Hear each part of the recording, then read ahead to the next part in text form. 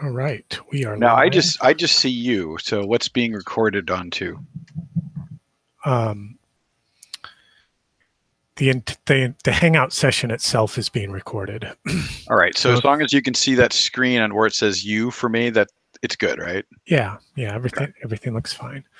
And so if you notice, your you screen is showing the map, and it's not going to change other than you moving the map around. I see that.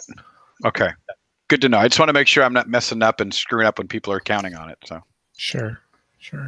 And whatever you do on this screen that you're displaying will be displayed and recorded for all prosperity because we are live OTNG Session 50.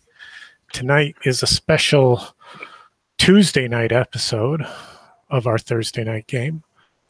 It's a 2 for Tuesday. It's a 2 for Tuesday. As we should have had tacos. And Peter tonight. The rest of the crew was unavailable, but our quorum is 2 players. So welcome, guys. Thanks for joining. Had a hell of a day at the office, so I've been looking forward to this all afternoon. Well, I've had a hell of a weekend of work and went into my office for the first time since leaving in the summer, and so I've totally looked forward to this all day. Awesome. Well, I had a hit and run on Saturday, so I've been... Jesus. Did you cause it or were you hit? I was hit. I was not the runner. Oh, man. Isn't that like the second one for you this year? My car was rear-ended last October. Right. On the freeway, and it basically totaled it, and we had to get a new car. And now we were in the right lane of the freeway, and a red Mustang sideswiped us and sped off down onto the surface streets. And luckily, we were able to get a picture of his license plate.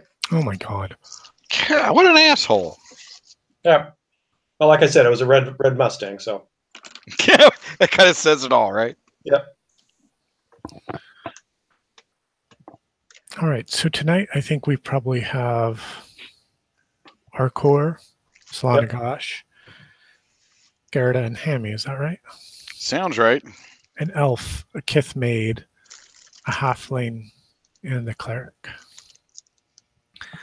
Does anybody want to run the recap of where we last left our brave band of heroes? I'm feeling a bit fuzzy. I do remember coming through caverns to get here. Well, the key thing was that you, word of commanded the shit out of... I rolled a 20! the cultists, and they bowed down before their rightful ruler and told us everything. And then so we continued on and went through this black gate or something like that. A portal. Right. Came into this... That's right. It was a portal. A portal. And then you also... figured out the puzzle with the different inks, and we came into this giant tailor-made for a painter. It really was tailor-made for a painter, wasn't it? Yeah. I was thinking about that puzzle, and I think that it might have helped a little bit if the tones were a little more green and yellow. Does green and yellow make blue? No, it doesn't. No, blue and yellow make green. Blue, yellow, and red are the primaries. Right. So you can't go back to those, right? No, but with magic, you could, do what you needed to do, and obviously that's what it was. But I thought it was a pretty good test. Yeah. I thought the highlight, though, the more I think about it, was Nil's story about the walking tree, replanting itself and turning into a weeping willow. Just the more I thought about that, the more I went, oh, man. Yeah. So Gert is going to go find that area if we survive this and plant another oak glade around that weeping willow so we'll always have friends. Oh, that'd be cool. That sounds... So I have to survive. But Nils, I've been thinking about that story all week. That was just, I agree there. And that was just, you nailed that one and knocked it right out of the park. It was so fitting. It set the mood. It was just, And again, I thought about it all week.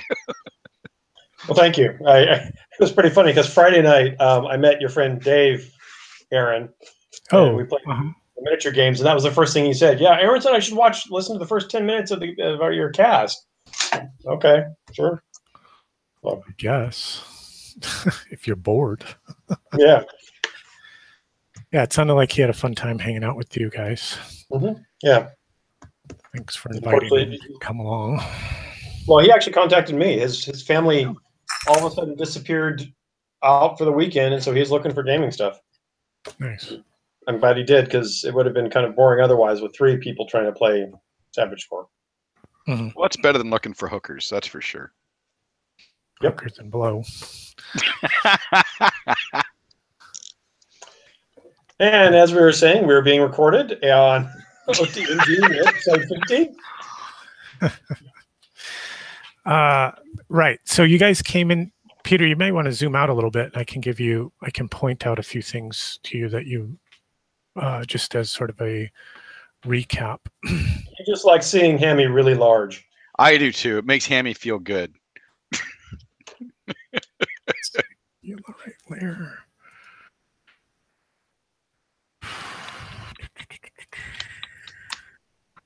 All right.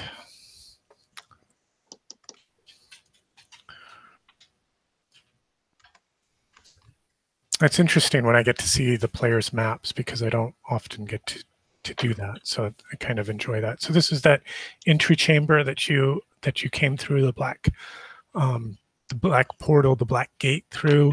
There was a dead body here in the chamber that had been murdered with the javelin in its back and a short sword buried in its neck. Cindella had snatched up that short sword only to be bitten fiercely by the handle, by the grip, by the pommel, by the hilt, by the magic imbued in it. You had then proceeded into this ceremony. That's why Hammy picked up the javelin. It didn't have any sharp, pointy handle. Right, right. Into this ceremonial room where you had the puzzle with the paint pots, which revealed a secret door that led into this broader, almost library-like chamber. And you had decided to kind of proceed out into the south, and then the cavern opened up into this very large underground space. Yeah, with multiple phosphorus lighting, mosses growing in the ceiling that kind of emitted a dim glow. There was a sort of a scrub out here to the west. You could see trees to the east and a hill to the south. And you had proceeded up that gentle hill and discovered some buildings, burnt out, destroyed buildings by fire, and a large black oak tree that was encased in sort of this gelatinous goo. And the fronds and the branches and the leaves of this big oak were sort of like, were kind of blowing or rustling in a wind, but a wind that you couldn't feel on your own faces. And after you explored this area around the oak tree, you discovered a large pond with some steep edges leading down to steep, what looked like slippery, muddy edges of this pond. And that's kind of the recap of where we were. I can certainly go back and address anything that you guys might want to think about more, explore more, or discuss more. But the floor is yours. What will you do? There were some handouts, I think, of this stuff, right? There were a few handouts. Sure. Let me get those for you and represent them. It's a tree. There was the... Oh, interesting. I can't show them to the players again. You'll have to go to your own journals and look at them. Yeah, that's what I'm looking at mine. So the huts, the buildings were kind of, as you said, kind of burned out, I think. Mm-hmm. Yeah. Okay. And you can see them sort of in the background of the tree handout. Right. Yeah. Yeah. And what we couldn't quite decide is whether the tree had been protected in this ooze from whatever happened to the houses, but I think the ooze is preventing the tree from doing something it's supposed to be doing.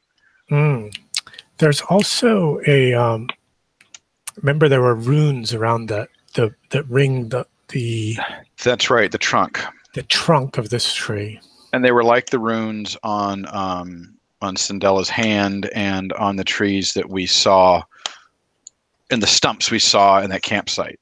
Very, very similar, yes. Mm-hmm.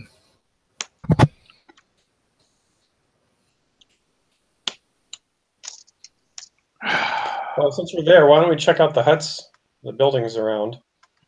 Yeah, I think it's a good place to start as any. Okay. Yep. Oh, as a reminder, it is the 11th day of the Broken Star. I have you just come in on 11 a.m. with the +1 spell check for the day. Okay. And you wanted to search this area, is that right? Yeah. Search the buildings, Right. Specifically, or is there something else you were trying to achieve? Start off with the buildings, I guess, and then we can move on radiate out. Yeah. Do you want to search each building in turn? Yes. Yeah, I think that would, not to be too meta, but with our few numbers, we probably should try to stick even more together than we normally do. Absolutely, I agree. Right, you are 4. So I would assume that you will be in a kind of a box-like arrangement. Right. Yeah. Yeah, and I figure certainly Aircore will be up front as in fighter mode. Okay. He and Gerda side by side. Okay. Yeah. All right. You search the first building and find nothing but thick ash and charcoal. This building has clearly gone up in a conflagration. Possibly it was the source of the fire itself. And it spread from here, maybe. Yeah. Okay. So you searched searching the first largest building is that one that seems to be the source of the conflagration. This smaller one just actually really went up like a tinderbox, and you can see that the ground, the earth around these buildings is charred, except for this whole area around the tree. It's as if the flames just burned around a ring around the tree itself and weren't able to get anywhere near it. Let's see, that's an alt, I believe. Control possibly. There it is.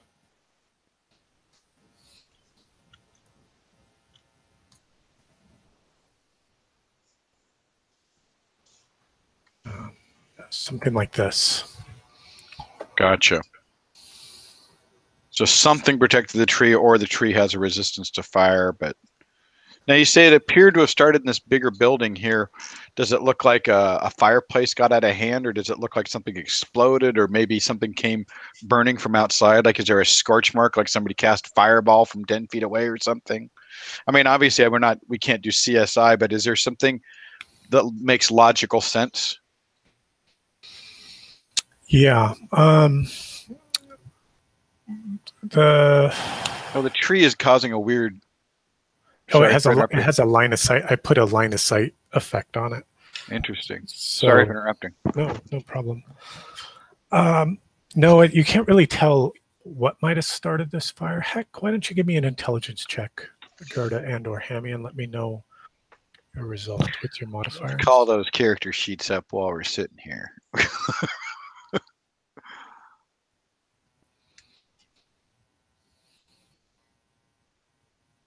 Okay, so Gerda is an intelligence of 12. I think Hammy is also a 12, but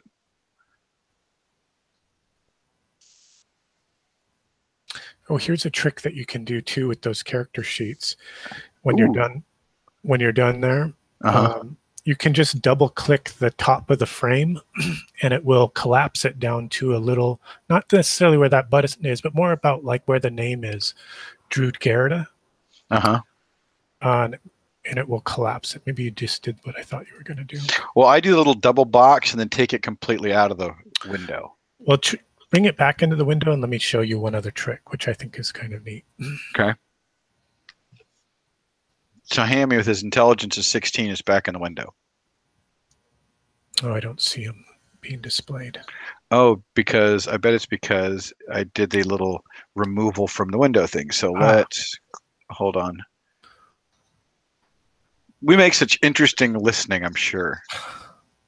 All right, so there's Hammy. All right. So instead of clicking on those little double boxes, go put your pointer just to the right of his name, or about where you have it now, and double click there. Oh, nice. Now you can drag and move that thing around, and when you want to go back and access it, you just double right click there it again. Okay, nice. Did you follow that, Nils? I'm not sure if that's anything that you use. I will try. I realized I was watching my own screen and not the shared screen. Sorry. What is happening? Now just double click again on that little ghosted image of Hammy's character sheet, and you can see. There it is. There it is. Very nice. So can you show me where you click to do that? I'm not getting it. So just go to the top of the frame there, the character sheet frame. Can you see mine? There. Okay. Yeah. And just click anywhere up there on the top of the frame. And okay. I was thinking you meant like on the name icon down on the screen in the bottom right, left, I guess. Now another thing you can do, Peter, is go to the character sheet itself. You should be able to make an intelligence check from the character right from sheet. There. I just realized that. Right. Now, what's the difference between T and U? Trained and untrained. So that would be a D20 or a D10. I tend not to use untrained stuff because I don't think about it. That's fine. So I just hit the rules, T. Yeah, just hit the T. I saw 19. Now on the side. Now another thing you could do also is just hit the button at the bottom of the screen where it says D20 beneath my name, and that'll roll a D20 for you, just like it would throw. Right, but doesn't add the +2. Doesn't add the. You'd have to do it in your mind. That's fine. Well, it's certain things like we've got the spell adjustment for the day. I don't add that onto my character sheet. Sure. So, yeah. Right. This is becoming a more and more handy tool. I'm bringing my computer with me to Pacificon. Sure, we can futz around with it a little bit. Yeah, and I want to sit down with Sullins and show him how. Show him, because maybe we'll get him to buy a nice cheap IBM laptop. Or nick one from work or something. Oh, God, there's got to be one lying around. Cheaper what? It'd be cheaper to have him buy the subscription for the tablet than buying a laptop. Yeah, but he could use the laptop for other things. True. Like posting photographs on Beast of War. Right. Priorities, obviously. I got him. Yeah, so there's not really, you can't really determine what might have started this this conflagration, though it is pretty clear that it did start from the large building which you first searched. I blame global warming. Yeah, I do too. It's what's happening out. So I can't even see the mountains right now. It's all the smoke. Yeah. Yeah. So we'll continue around clockwise to the next small building. You have searched all of them. Oh, I see. Okay. Part of that searching was the discovery that the charred grasses, the charred vegetation of the kind of, it serves as a ground cover here, is still present in a ring around that tree. It wasn't burned. Have we crossed into that ring yet? No, no, you have not. Okay. Ericor will cross into the protective ring, or at least put his hands out, see if there's some force that resists against him. No, there's no barrier or ward in place there. So he'll go up. Stepping over. It doesn't. There's no change in temperature, atmosphere, or any other type of condition. So no force field. Being a forester, tree walker, he will go examine the tree more closely and see if he can pick up anything more about the tree itself, because he's not probably going to understand. Well, actually, he has that newly discovered runic alphabet skill that he can maybe understand the runes on the tree. But however you want to look, either just examining the tree itself based on his tree knowledge or the alphabet. Mm-hmm. Well, do you want to make a spell check to interpret those, or no? Just make a spell check. It's not necessarily casting against, but Right. it is. But I will give you a DC of 12 to be able to Hey, identify. look, I'm using these neat little pop-up ghost character sheets. Neat. So it's effectively at this point, it's just an intelligence check, right? A spell check is an intelligence check. Well, Yes. I mean, am I still going to add in my level and? You can also take the spell check mod. Yes. Okay. All right. So I'll roll it as a spell check. Yes, and that's why I did say it was a spell check, because in that case you get to add your level, your intelligence, and the spell check modifier for the day. If it was just an intelligence check, then it would just be intelligent mods alone. Well, I'm glad that wasn't an actual roll.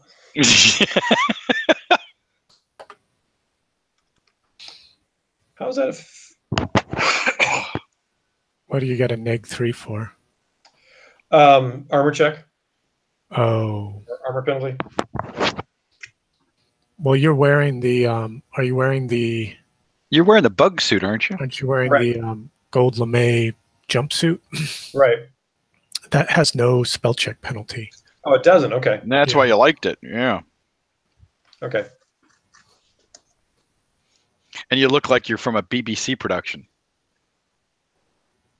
Well, I thought so that's why I guess maybe one thing I was confused about. I was originally in bandit armor, and I got this Enviro suit, and I thought that I could still wear the bandit armor and use the bandit armor benefit, and we use the Enviro suit underneath. You could. The Enviro suit is quality of scale mail, and it can't be combined. Its quality can't be combined. Its armor class quality can't be combined or added on top of another suit of armor. So you obviously, I think the banded mail is probably a slightly better armor class, and maybe that's why you chose to stick with it, and maybe that's why you're still picking up the -3 for the that's for the armor check penalty, which now makes complete sense to me. Yeah, bandit is 2 more, and so actually you said the Enviro suit can't be added. It can't be used with other stuff. Does that also include helmet and shield? No, it does not. The helmets and shield can be used in addition to the Enviro suit. I think it's an encounter. I don't know what we're calling it. Enviro suit works fine for me. I like it. Yeah. Disco suit.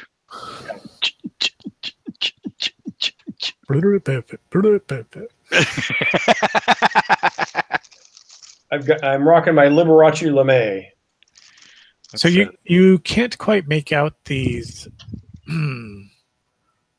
the runes themselves, their exact meaning, but they seem to be you do sort of get some rough approximations. They're like holy, like shrine kind of motifs. Well, last week they're repeated in sequence around the trunk of the tree. But one thing that you do notice when you're looking more closely at this tree is that you can see that there are bowls or knots in the tree bark itself, which is kind of slowly emitting this this white goo. That was my next question. So the tree appears to be producing the goo.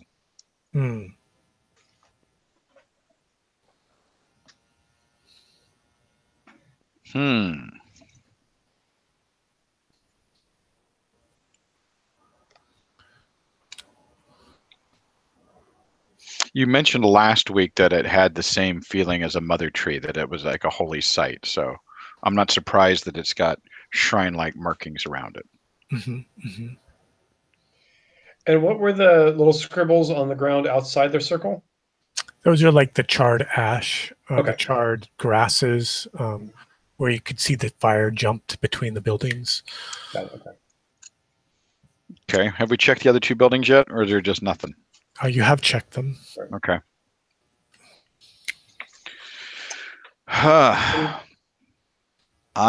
got it. We could go check the brush over there. Well, we kind of walked vaguely past that. You all walked in this direction. Walked this way. Yeah. This is the way I had you traveling. These squares are.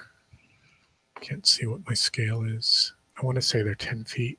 Yes, the squares are 10 feet here. Right. Well, just for computer game completeness sake, I think we should probably explore down to the southwest, just to see that corner. I agree. We can check out this area over here. Yeah. Yeah. See if there's another opening that way or something. Okay. And we're keeping a close eye on the water, but not getting too close to it, because I got a feeling it's going to be full of tentacles and kraken. Okay. Yeah, here the stream flows off to the northeast, and it's flowing a little more quickly here than the slow meandering that you even see sort of as it runs down that slope of the hill, as if it were kind of choked in this area further to the north of you with bracken or reeds or something along those lines.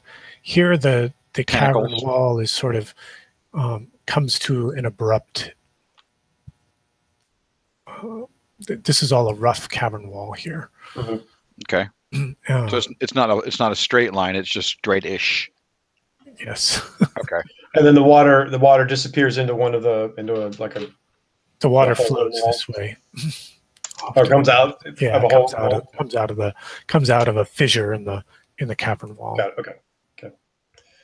So, Peter, do we want to cross the stream? No. That's right. Peter Vinkman says never cross the stream. No, thanks for the safety tip, Egon. Nah, I'd rather not deal with water right now. It's deep there, right? It's deep and swift. Here it goes under the wall. Swift. It's hard and it's leaving.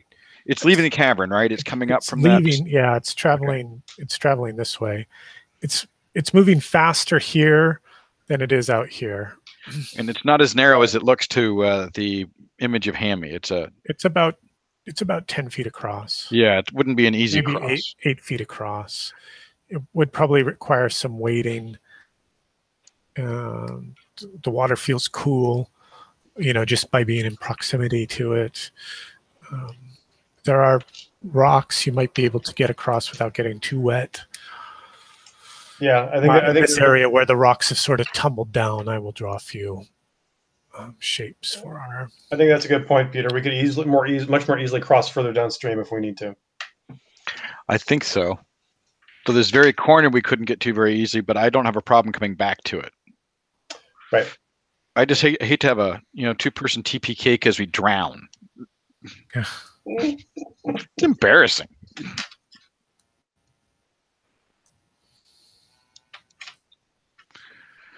All right. So shall we head towards the? Well, we can see the wall. Yeah, I say head north, and I would like to head up to about here, skirt around the lake, and to see how many more entrances we can see coming in, because I can see there's vaguely one, and then come around to the shrubs. Yeah, sounds good. Okay.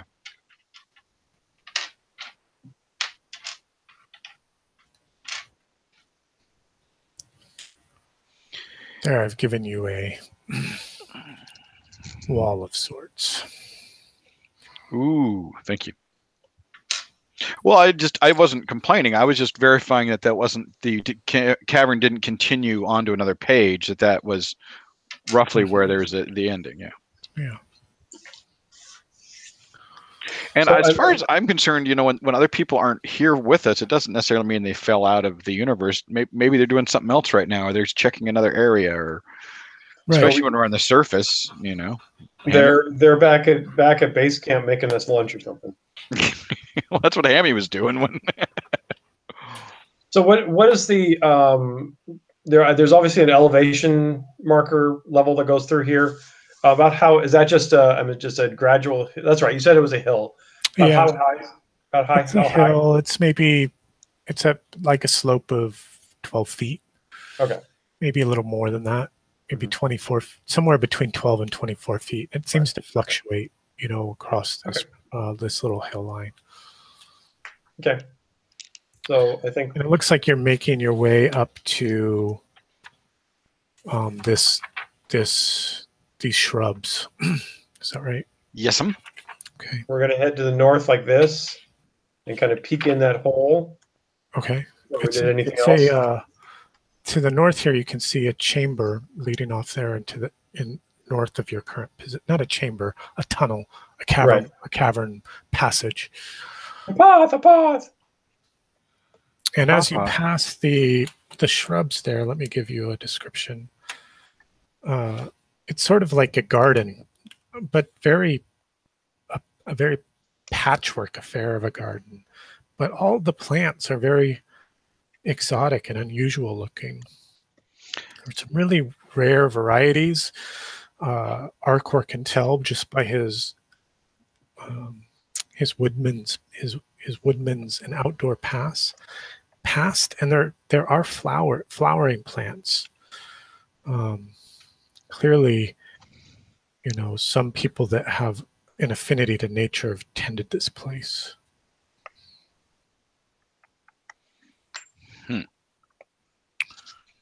Okay, so it's not natural. It's tended.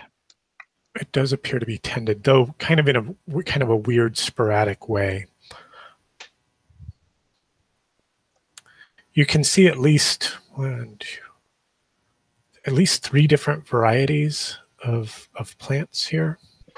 At least, though you're kind of sort of passed by it as I sort of interpreted your travel path.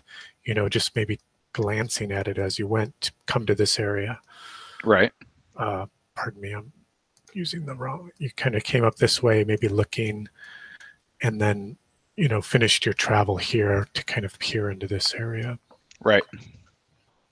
And then go check out the plantings. Mm-hmm. Mm-hmm. And then now looking back at the plantings and going, well, that's really weird. Who would plant a garden underground?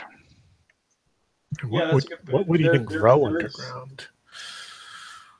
Good thing they have this lichen. There is light, but based on the plants that we see, are there any? Are they specifically, you know, plants that we know that are low light growing plants? You know, don't need a lot of light or something like that. Maybe these phosphorant funguses emit enough plant energy, you know, for them to alive. grow. Yeah. Right. Okay. So no, they're not a species that generally does well in shade. It's not rhododendrons. Okay. So should we? Now, one more question before we leave this area. You said it's planted now. Is it planted in what's that going to do? Boxes, or is there some kind of pattern to it, or is it just clearly there's beds? There are clearly clusters and groupings of the different plants, but the one that seems to be taking up most of the area, especially here in this region, is like a large vine, like a crawling vine, and it's sort of has a tan color to it, and there's a sort of a mound or a rise here. Within it? I will draw it on the map. I don't like vines. Here. I don't like vines, and I don't like vines that have covered something up because that means there's something we're supposed to look for. Other plants. So do you want to get any? Well, the next You question. could probably identify one more plant from your current position, or, I'll give you one more plant description from here, and then you'll need to tell me what you're going to do, okay? Let's see. Okay. Well, one question I do have is, do the plants, based on my knowledge, have either, hidden meaning, like certain flowers have symbolism, or are they right. like an herbal, like a medicinal qualities to them? Like this is somebody's kitchen garden, or this is somebody's forget-me-not garden, or you know what I'm saying? Well, sure. I think that's very well observed by the priestess of Ildevar. Let me just quickly give you this next description of of another plant that you can see here. And what draws your attention to this one is it's a singular plant, kind of like a bush or a shrub that stands alone, and it has these small pods that attach around its stem, and those pods are colored with these green and purplish streaks. And from here, even from where you are, you can smell it. It smells like durian, like a rotten fruit. And you can see it sort of drip. The pods are kind of dripping this black sap. Let's see. Why don't you give me an intelligence check against both of these plants? The first one would be the crawling vine, and then the second one would be these rotting pods. Don't know shit about the vine. I've never seen that crawling vine ever. But the shrub, is like a plague, bear, a disease-ridden thing. It's a bad thing. Yeah, just even. Yeah, if you were to come into contact with one of those pods, it could pass along the disease. The disease. So this is not a healthy garden. Somebody planted this for bad reasons. I'm guessing the ivy, the vine, is no better. Though I don't think we should get near them. Yeah, we'll stay away from them. Okay. I'm not sticking my hand in the hole. Oh, don't put your hand in the hole, Peter. Fool me once, shame on me. I'm sorry, fool me once, shame on you.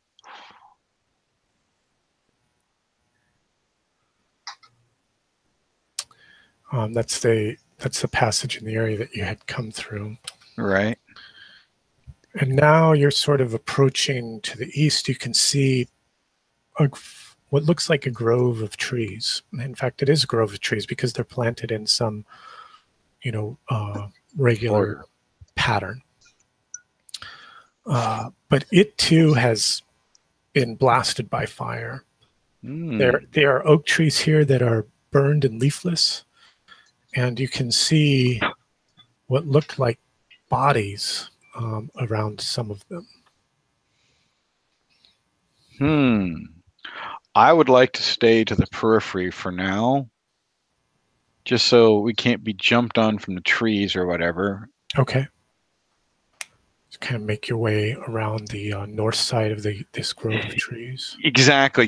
Watching the trees and seeing what else is in there and how many bodies. And you said there's bodies. They look like do they attach to the trees like we saw the tortured guy?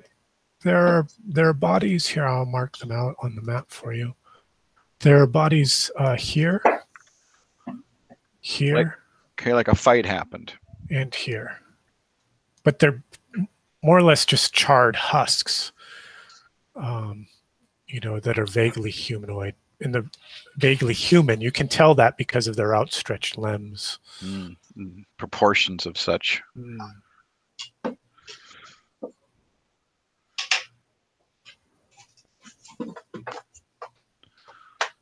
Hang on, I just need to quickly update. Yes, I see. All right, wonderful. Perfect.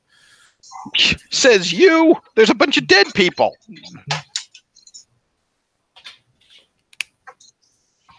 That, and I've got to take 2 pieces off of my my wooden building because I'm an idiot. Oh, you put them on upside down? No, I put 2 little pieces where I have to attach something else. So, yeah. Don't get excited and just go, "Woo! I'm building something." Of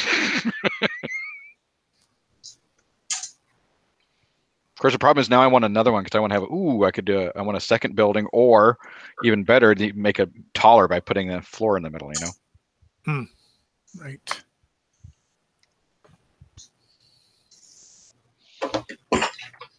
Unfortunately, it's not like foreground where it's all finished when you're done and ready to go. That stuff is gorgeous. The samurai buildings, some of my favorite. Little sliding doors and everything. These are geniuses. All right, let's see what you can see. Ah, right. Uh-oh. So, I don't like when he says that. That's not good. Looking across the stream, you can clearly make out what looks like, well, what appears to be an altar or a stone table of some sort set amongst these trees. Here the river is flowing. Again, it's not flowing quickly at this stage. Maybe it's choked with bracken or reeds, muddy and soft ground. The water table sort of kind of drifts off around it into kind of these marshy, muddy banks.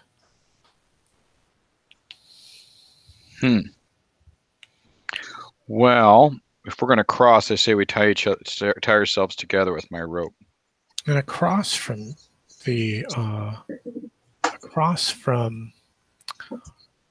the stream in this area, you can see these very large, gigantic mushrooms. They're like, some of them taller than you are. Taller than the humans or Hammy? Yes, all of them are taller than Hammy. Well, exactly my point. But a few of them are even taller than Aracor. Wow.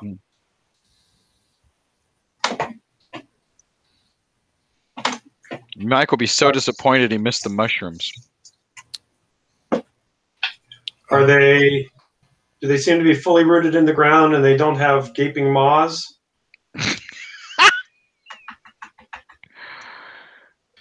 We've become a very paranoid group. They do appear to be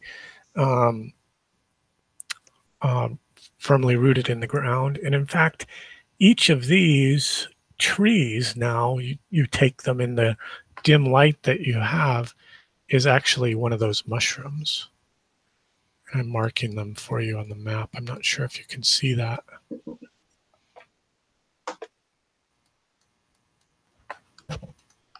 Oh, I can see some red X's.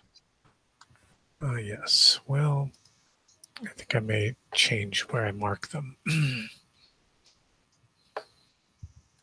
Because the dynamic lighting covers it up a little.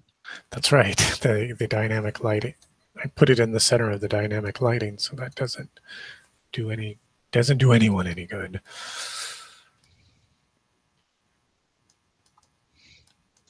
This will but all each end of in these tears. is one of these giant mushrooms. Okay, and the trees we just passed by with the dead bodies next to them are also, those are oaks. Those are oaks. Those are more tree-like. Should have filled these with a different color than green. That's right. It's a dimly lit cavern. We can't tell. That's right. Yeah. Well, Nils, I say we tie ourselves together. Hammy especially is fond of this idea for crossing the stream. Well, there's other things we could like look through the trees that are there. Oh, I agree. I'm just I mean, before we cross the stream, you can like check out the dead husks or the trees around that area just to. And the bodies. You never know. There might be a ring. I'm just saying. What? Hammy likes jewelry. Do you guys want to go back and search search another area? Is that what you're?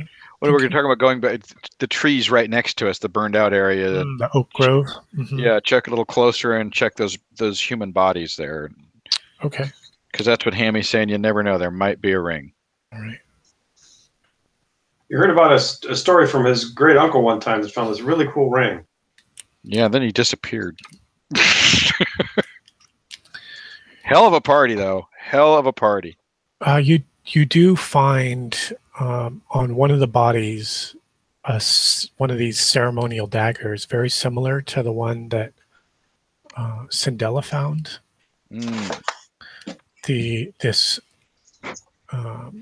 well-balanced and crafted dagger, not really a fighting weapon, but obviously designed for killing. It's at least designed for stabbing trees. And it does have 2 points of luck as a sort of a charm that you can expend also on luck rolls. It's a 2-point luck battery. Right, that has a special effect of being useful during a luck check itself. Oh, interesting.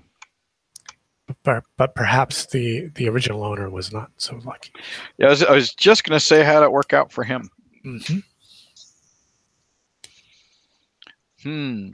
Well, I think I've just had an idea. Wonderful. Wonderful ideas. That's not good. Does any one of you want to collect this weapon? I'm kind of standing around looking at it. I don't know. Yeah, Hammy's going to pick it up. Okay. Yeah, just go ahead and record it on your character sheet wherever it's appropriate. I'm just at the computer. Ceremonial.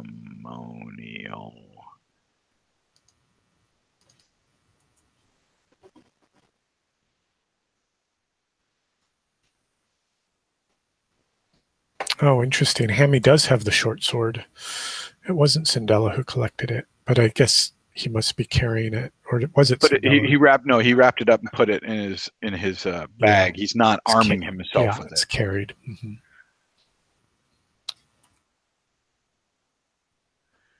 That's a neat trick. The double click. I like that trick.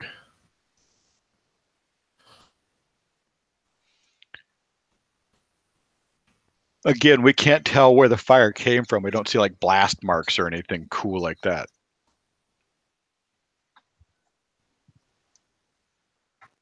Right? Hello? I'm here. I'm sorry, I was taking a note.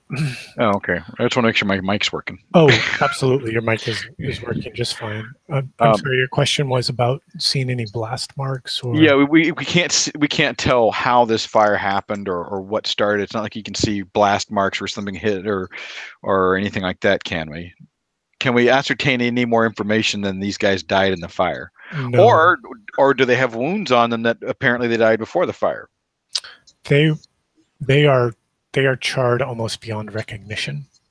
Okay. Much like the buildings, like the timbers of the buildings were charred very badly.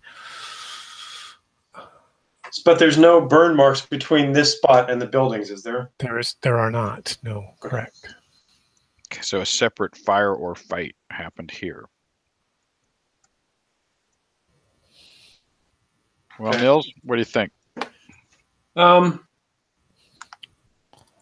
Let me kind of look at things here. I see that there's also, it looks like some sort of entrance tunnel to the north from where we are, from the Oak Grove. Looks like it takes us back to where we were. Oh, good point. Why don't we just poke our head in there just to make sure? That way we know we can run away from that spot if we need to. So when we go across the...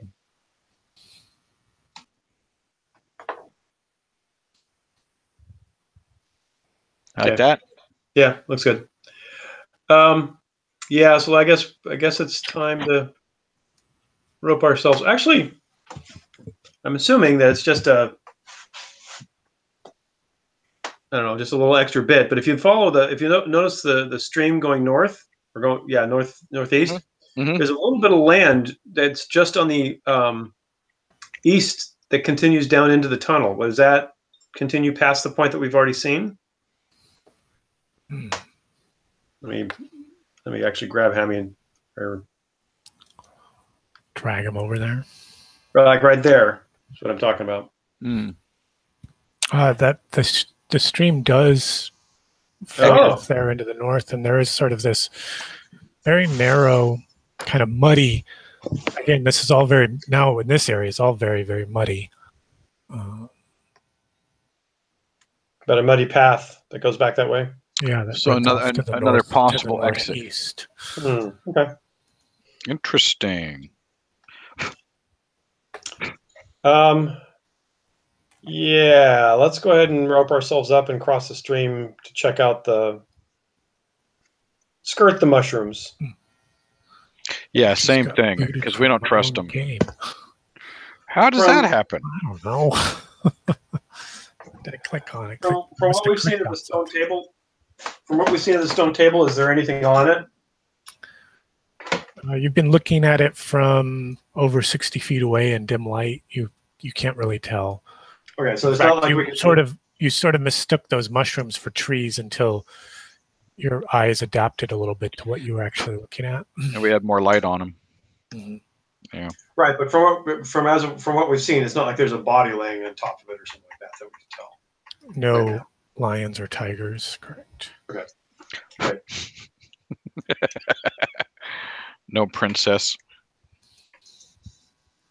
No princess. So, what was the plan? You guys were going to tie yourselves together, because otherwise I can just see Hammy swept away. Or we can just go up this little tunnel here because it's on our side. What do you think, Nils? Yeah, that's fine too. I'm actually more interested in that than the other side of the river right now. But do we have enough we can move through here without falling in the river and swimming? Yeah, you'd have to go single file, but we'll do that. It's Gerda will take the lead. Easily traversable. Okay. Go ahead and I'm gonna zoom in. Yeah. I don't know how much that affects the Hangouts. Oh, it doesn't bother it or anything. It's just now we're seeing what you see on your screen through the Hangout. But we're also watching our own sessions too. Ooh. So you can see two branching corridors, passages, not really corridors, but passages. One leads to the northeast and one to the northwest. But it also looks like the stream goes back out into the wall Yes, it does kind of disappear into the cavern wall here. So it's not like we're going to find an easy way to cross the stream here. Right. Yeah. But it's dry over here. I'm just going to point out that it's dry because I don't like water. It's better than snakes, though. Did we actually kill that big, awful snake we were terrified of early on in the adventure, or did we just missing the one that was in that big nest? The big snake early on in the adventure. With the last one we were in with the many gates of Gan. Oh, right. Yeah. No, you didn't really encounter. You encountered one or two of those snakes, but no, you didn't encounter any of the nesting snakes, I guess you could say. You did discover a few nests, if I recall correctly. Yes, we did. And it freaked Hammy out to no end because we found the dead skin. That's right. Which you should have taken to make boots out of. The shedded skin. The shredded skin. Yeah. So. Buttons. Left or right? I'd like to go to the left just because there's no water there and it's right here. Sounds good. Does it dead end? It does. It ends in a rough cavern. What's above wall. us? It's sort of this is kind of sort of a narrow passage. The ceiling's quite low. Hammy doesn't have to stoop. But a few of the taller party members do have to kind of crouch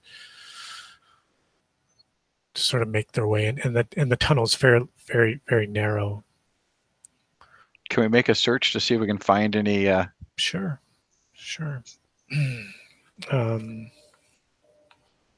Remembering that there's two elves in the party. Yeah. Remembering that there are two elves in the party. Yes. let's see, where's my search button? You do find a loose stone, which you pull on, and it opens up a passage.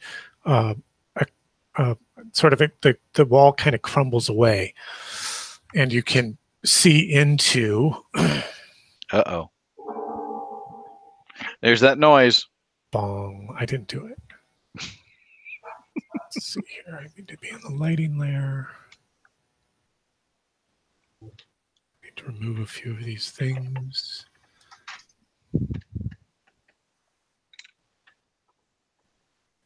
Ooh, another circular room. This is clearly made by... There you go. So let me... Try not to kill us, please. I will try not to kill you. Just not very I'm going hard. to give you a handout while I work my way through the...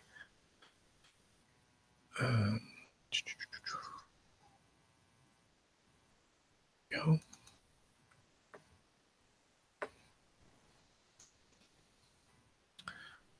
So I work my way through the description.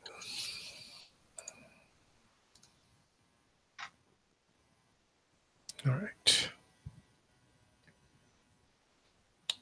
So in this room, there's a simple wooden pedestal that's set before a raised stone dais. And all around it are little pots of incense and dried black flowers. And the dais itself is etched with all kinds of runes and symbols. Some of them look holy, some of them look unholy, but they're clearly spirit related, like spirit communing with spirits, necrotic almost. But they're but very but indecipherable. Let's see. And that's your first impression of the room. Just to step back for a second, when Ericor looked at the oak trees, he said that the symbols were holy. I think holy to who? Like, would he consider them holy, or they're holy in nature, right? Like, you know how you can sort of tell if you're in a church, even if you're not of that church. Right. Okay. Kind of So, holy. I guess my point is: are they holy to evil people or bad people, or holy to or what? Or can I tell? Not on the runes around the. Well, heck, Okay. make an intelligence check.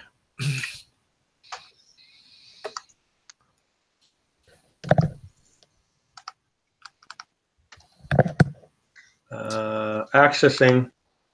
Working.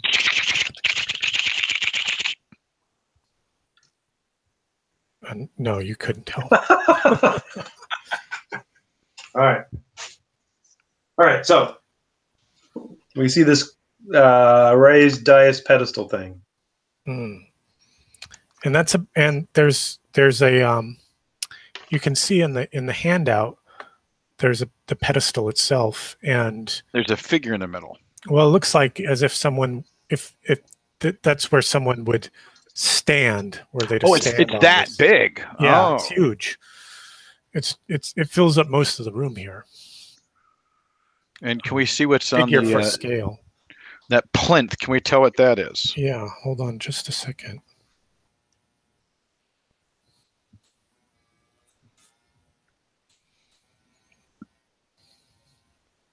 Just skimming my notes. That's acceptable.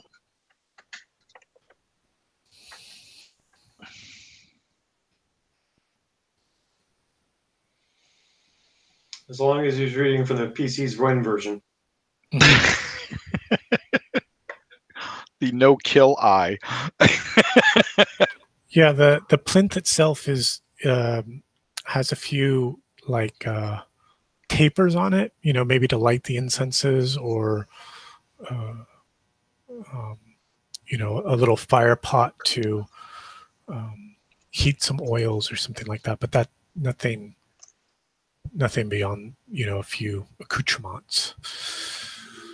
Okay, can Gerda make an intelligence test to see if she recognizes any of these runes? Like, oh, that's you know, that's the Kali cult of assassins. It would be challenging, but yes, you may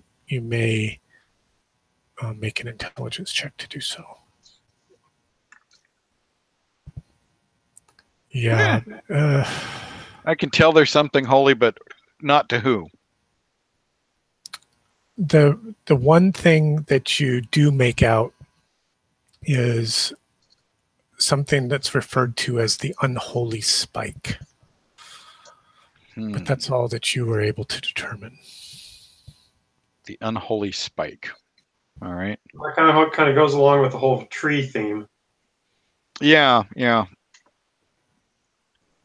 Well, we are dealing with dark druids. Mm-hmm. I don't know. I kind of not want to mess with the altar. Yeah.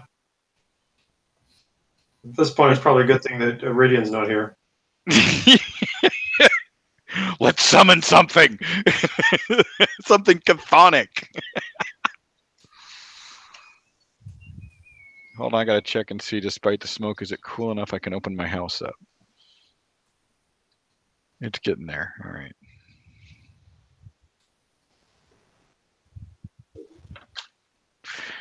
I don't know, Nils. I think we want to skirt this thing and head through that, what appears to be a northern portal there. That sounds good to me for the moment. I don't know how deep we want to go back into this cavern. Well, at this point, if nothing else, we're trying to find a way out of here, because right now we can't get out. Oh, that's a good point. That's a very good point. We ran into that fucking dragon wall problem. It's like, it's a one-way portal. Sounds like a plot device to me. It works. All right. So it looks like we're going to need to rely on our elven secret door finding again. Okay.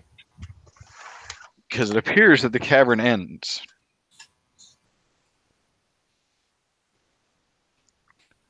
I'm just making assumptions based on the artwork presented. And that's perfectly fine. Here you come to another end of the chamber, but this wall is quite smooth. Clearly man-made. Or fashioned, or so whatever. I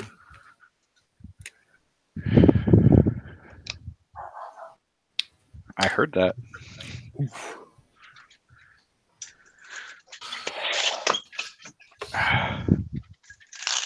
Sorry, I'm distracted. But I don't have a nice house with air conditioning and a swimming pool. Oh, my air conditioning died on Saturday. Oh my God. Yeah. I was house sitting for Ryan one summer, and the air conditioning conked out. And the dog, Annie, his old dog, she and I would just go sleep by the pool. I'm like, fuck it. Right.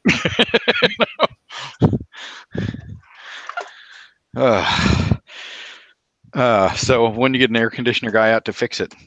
Well, it looks like we have to replace the whole thing in the fans too. So it's like 20 years old. I'm so sorry. But at least, whatever you get will be far more energy efficient. Yes, there is a plus there. I'm gonna grab a drink, guys. I'll be right back with you. All right, I'm gonna close the gate. I'll be right back too.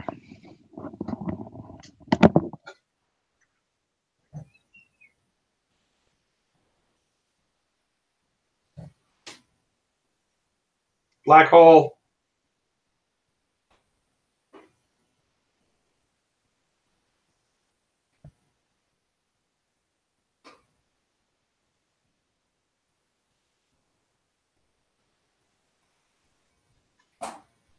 If anybody actually is listening to this and hears me and tells me that they hear the secret word of Zizi Baluba, then you can get a free soda for me at the next convention I'm at.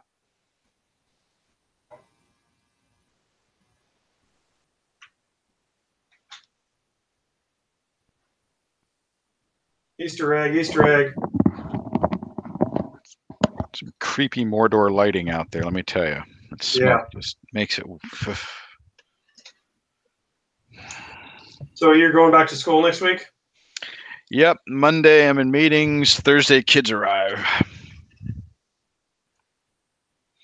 So I'm thinking about coming down to my Pleasanton office again. And since we've had new people start and they've been given hotel rooms, I might try to get a hotel room myself, but I didn't know with your new schedule if there was still the option for me to stay with you. Oh, certainly, yeah.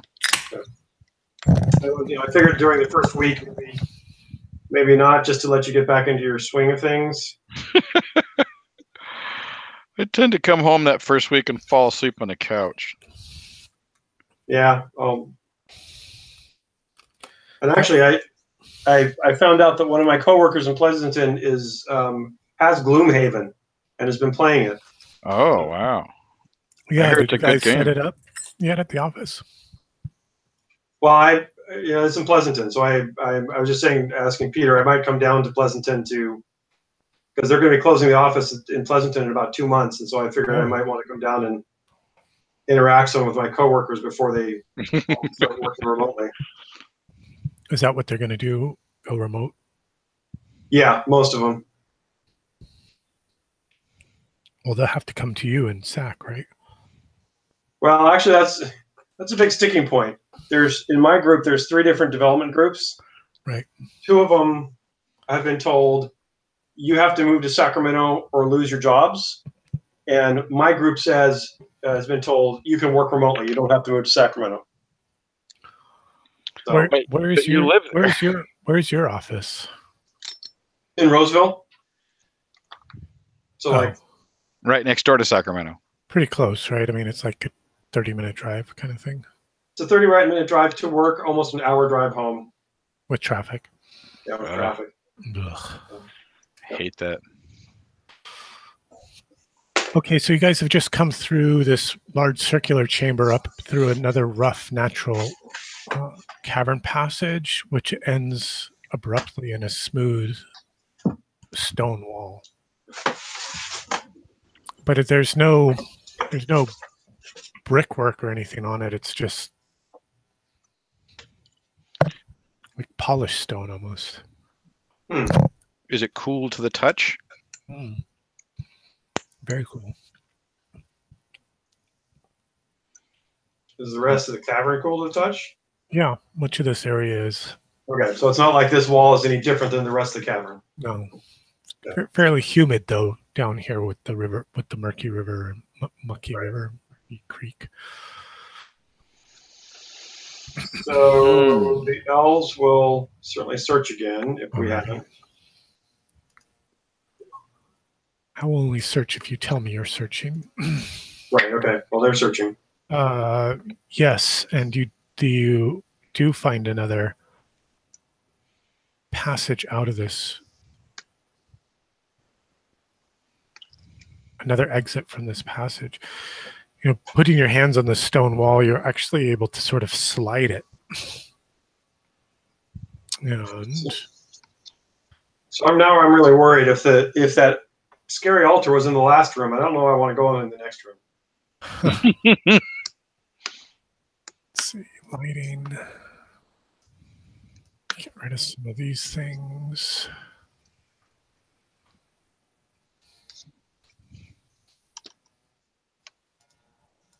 There we go.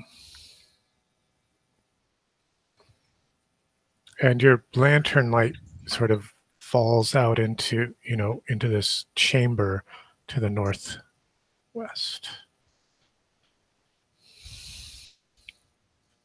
It's a big chamber, but it's natural. Hang on, let me give you a description.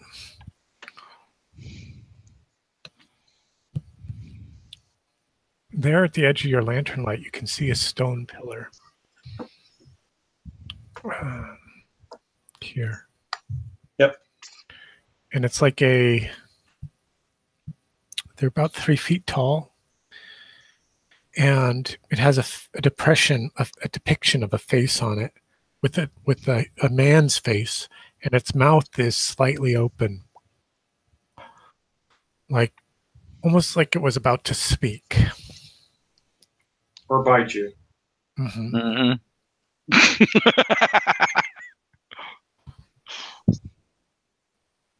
And to the north, you hear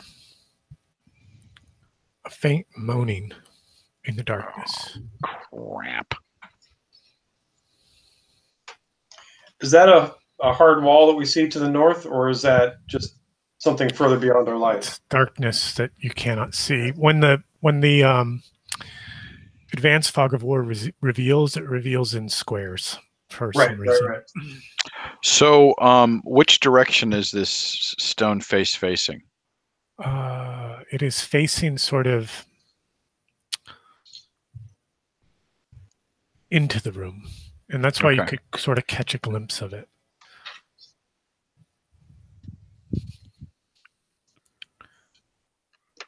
Okay. Catching up on my notes. What will you do?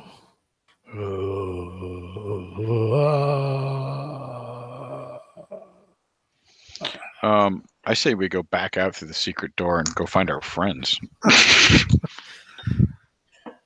We wait about an hour and a half until the end of the session, and then then we wait for them to show up.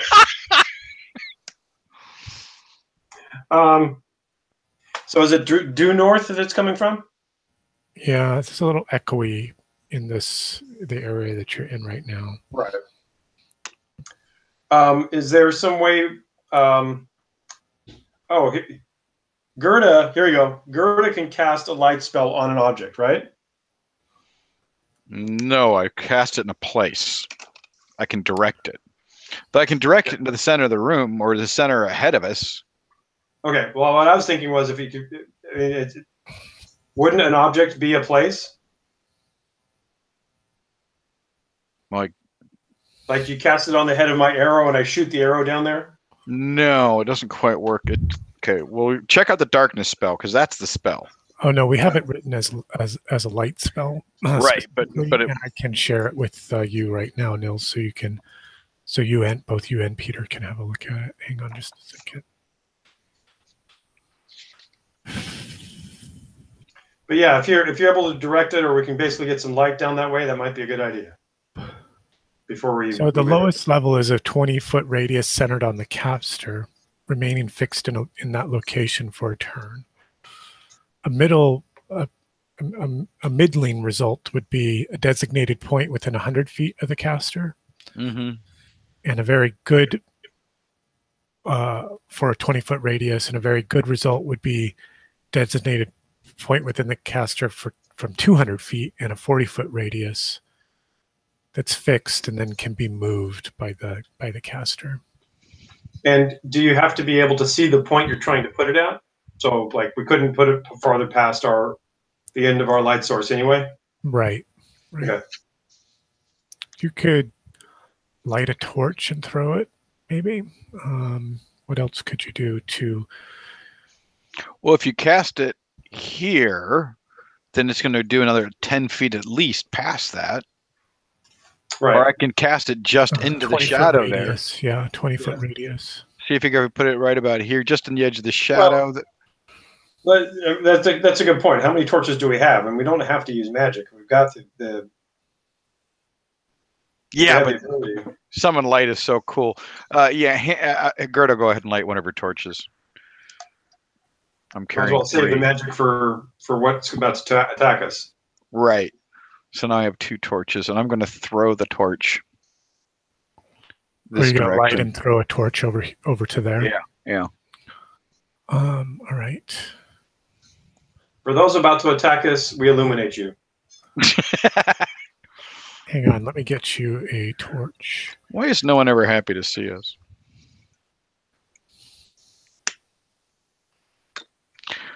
I think Sky the gorilla will be happy to see me. We're buds.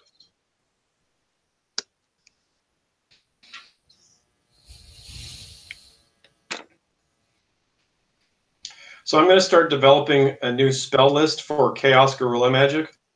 You can totally do that, and then you can put it in the in the Gong Farmer Almanac next year. Yeah. You should totally do that, Nils. I love it. Well, fourth level Chaos Gorilla. Yeah. Oh, let's see. I need a torch. Give me a torch. My kingdom for a torch. Oh, it's a horse. Of course, of course. And no one can talk to a horse, of course. Here is your torch.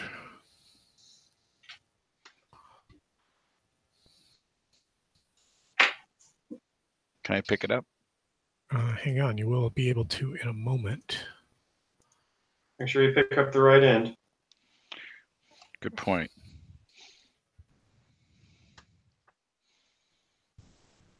There you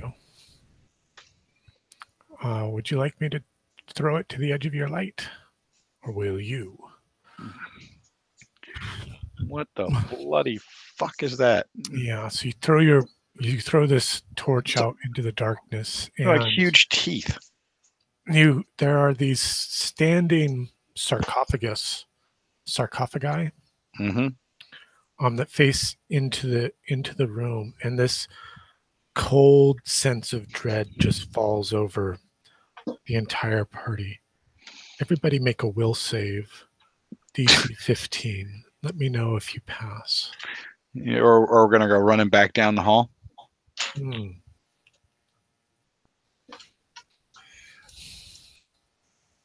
I like the way he phrases that. Let me know if you pass, as opposed to let me know if you fail.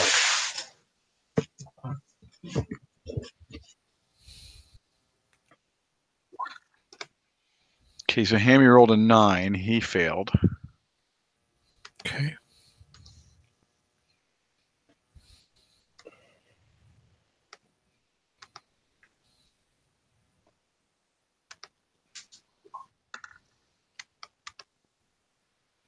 I saw at least 3 different numbers that rolled over that Aircore should have made it on. Well, Gerda rolled a 25. She has a +7 on her will. Oh, that was what? Wait. Oh, I see. Okay. Yeah, Gerda made it. Good. And she can tell us what's behind us. Oh, there we go. And Slatna Shah makes it and will be completely contemptuous of Aircore. Okay, so Slanagash and Gerda make their saves. Hammy and Arkor do not. Hang on, I'm just checking my notes.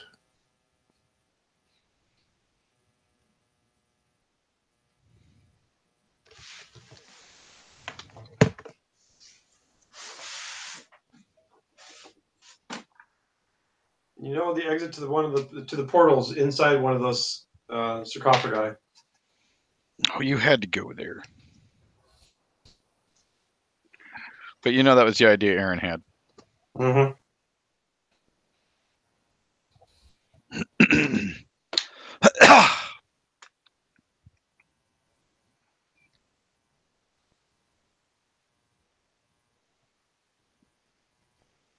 He's going to kill us all.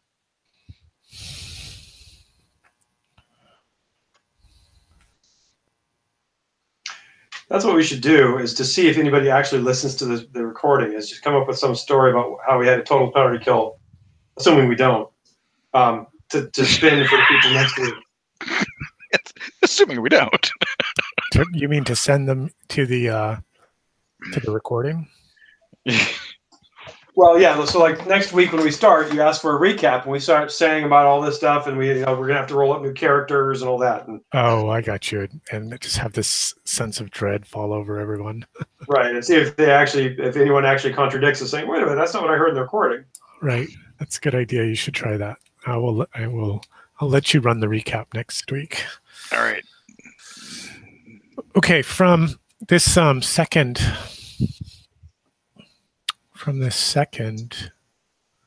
sarcophagi, no, appears a specter, a woman robed in white, cackling and howling at you. Her stare boring into both Hammy and Aracor. as they both take flight. The fuck with this? Let's see, Hammy goes off to back down the secret door, I would think. No, he actually sees the woman's coming this way, and he's coming at him this way, and he goes this way.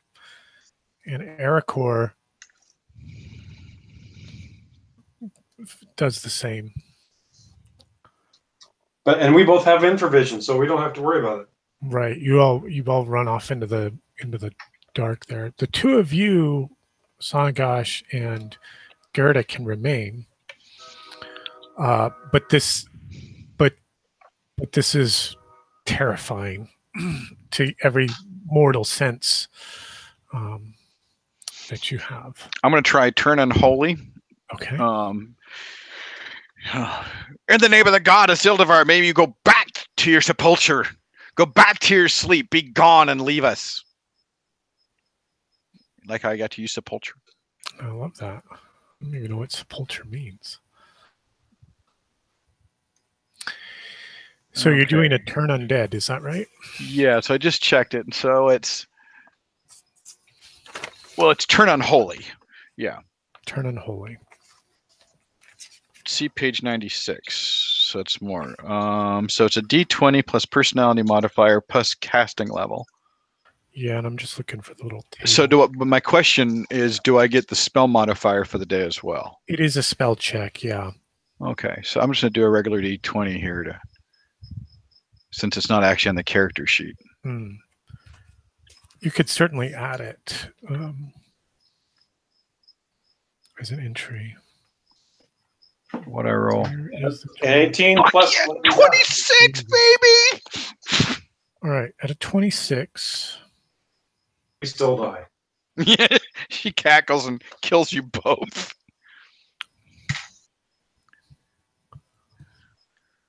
I think Mike's right. I have to intone the goddess. I have to verbally do it. The woman shrinks back into the, away from the torchlight and back into the sarcophagus. Nice roll, Gerda. I say we go get our friends. Yes, quickly. They're back hiding. They're hiding in this chamber. They went down between the two faces, right? Yeah, they went down the passage into the library-like cavern. When you find them sort of like cowering back in this area. The first passage that you entered. It's all right. It's all right. Deep breath. Deep breath. It's all right, Hammy. It's all right. We got it. We got her back. Yeah, it's a real pretty shit now, man. Put her in charge. Of course, Slana Shaw just points and laughs. Laughs at Aracor. You call yourself an elf. A spirit. I've seen worse in my maiden days. She's cold. She is cold. So what do we see down in... So first of all, a bit of important bookkeeping. How long does that turn last? Oh, how long does it last? I didn't read. P1.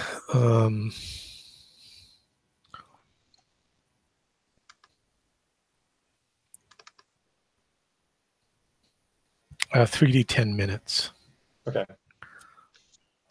So do you want to go? I'll do it as a GM roll. We don't want to go back up there. Well, there is something still to the right. Mm-hmm. I know. And she's turned now. So we can go back up there and move really past quickly. her? I think so.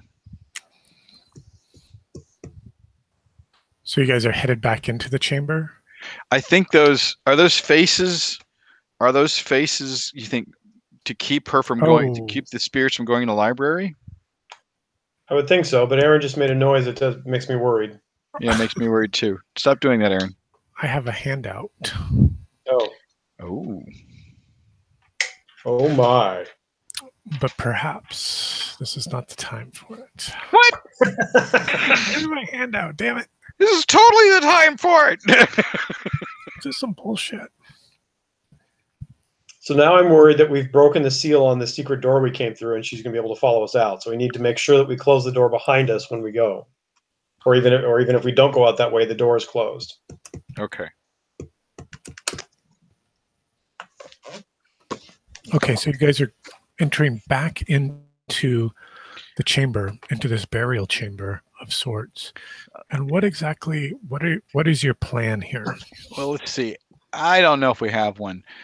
Niels is pointing out there's more to explore there, and there's more to explore here. But my thought is, if we're going to explore that, we want to wait until we have a full party with some serious magic ability, because we are going to get annihilated otherwise.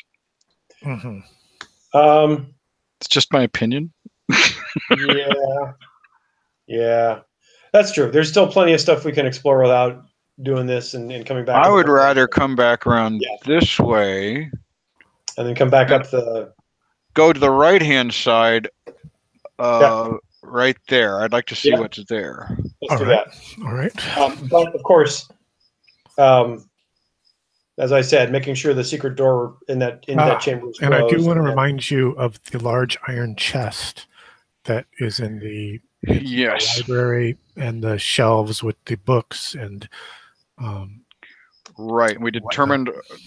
The books were all written by the same hand, right? They weren't. Wasn't like a library. There was some perfunctory review, I guess you might say. You know, weird kind of spiritual rantings, I guess, might be the best way to describe them. And it was Gibb that flipped through a few pages. I remember the party focus was largely on the chest and Cindella's efforts to determine any natures of its being trapped or the runic markings that were around it. Mm-hmm. But it was also a weird kind of lock that just seemed odd to me, and it just seemed that we needed to find something to open it that regular thief skills just weren't going to do it. That was my theory. It was elaborate, maybe stylized might be a better way to intricately wrought. Yeah, it was like this very fancy star pattern kind of thing. Mm-hmm, mm-hmm. Right. It had disco all over it. Mm-hmm. So, do you want to go read books? Well, let's look at some books brief, at least for a little while. And Ham can read, and he's got an intelligence of 16, so... Right, and with my newfound skill, I can read rune stuff. It looks like my laptop's about to die, so I'm going to run and get my power cord, and I'll be back. Okay. All right, that's a good point. Since we understand that spell a little better, that's a really good point. Yeah, the runic one. The read arcane, whatever. Yeah. Runic alphabet, mortal. That was it. And I wonder if it'll help us decipher that altar. Yeah, I don't want to go back and do. You guys haven't crossed over the stream yet to investigate the altar. That's true. Yeah, I want to go do that. I think that's safer than dealing with a spirit. No, it's the garden that you decided not to mess about with, the tree and the pool. we look at everything and go, don't mess with it. Don't touch that. Not touching it. Leave that alone. That looks dangerous. Better call a professional. I don't want to fall out of the tree. It's about the way to do it. I mean, I think there's nothing wrong with that approach. Well, I think because what you're doing now is gathering knowledge, right? Right. Which in the last one, the mitigates again, there was a frustration that we had no idea what was going on, but really what did come that point where we had enough pieces, we could lay it all together, and that was like, okay, it was really satisfying, and it was like, okay, there was a reason we were exploring all this. Mm-hmm, mm-hmm. It was a very good adventure. I really enjoyed it. It's a lot of fun to run too, despite losing a hand. In the first room. the door walking in. What an idiot. What a nincowpoop. What's that? A very sharp blade. Bing. Oh, that's what that is. What? Oh my god! I think I remember something like this from when I first started playing role-playing games. Idiot. It's funny. I was just I was watching Gen Con coverage on Beast of War, and they were interviewing one of the companies they were talking to is Steve Jackson Games, and they're talking about Fantasy Trip and all this, and how they got the Kickstarter going and all that, and why nobody's seen it for all this time and so on. But they got into it just, and if you just want a dungeon crawl, if you just want to, you want to roll up a couple of fun characters and go kill monsters in your dungeon, it's perfect for that. I was thinking, well, that's just the conversation we just had. For which rule set were they talking about? The Fantasy Trip. Oh, right. Though my friends and I always called it Melee. Well, that's what it was before. It was right. Melee. And Melee was the fighting, and then the Wizard came out. I forgot what it was called. The Wizardry one. Well, it's called Wizard. There is Advanced Melee, Advanced Wizard, and then there was In the Labyrinth, which kind of made a complete system out of it all. Right, and that was the Fantasy Trip, I guess. Right. And I enjoyed it. That's what I used to GM when I was in high school. Mostly because it was fast and easy, and I liked GMing on the fly. I'll come up with like a couple key rooms or a couple key encounters, but beyond that, we're going to improv it. Right. But as I get older, that's harder, and I don't want to do it. So now I'm like, ooh, I like these DCC modules. They're really concise. Well, and there's plenty of room for improvisation within that space too, right? I think so. Within the module space, I do an awful lot of that. The module is more of like it's a recipe. It's your starting point. Foundation stage. Yeah. Are you back with us, Nils? Yep. Okay. I have power. Okay. If I understood you correctly, you were going to head back to the library. Oh, you're going to do the library. We're doing a little reading first because we got to calm the boys down. They're just freaked the fuck out. Already here, might as well. Played a few of the sconces. Sure. Recline and rest in the. Yeah, but see if we can come upon a book that says "Beware of the spirit in the sarcophagus." Okay. Got to admit, though, that was a nice cleric moment right there. It was cool. It was very cool. All right, so you're going to spend some time searching this large chamber? Yeah, going through the library, basically. Because knowledge is power.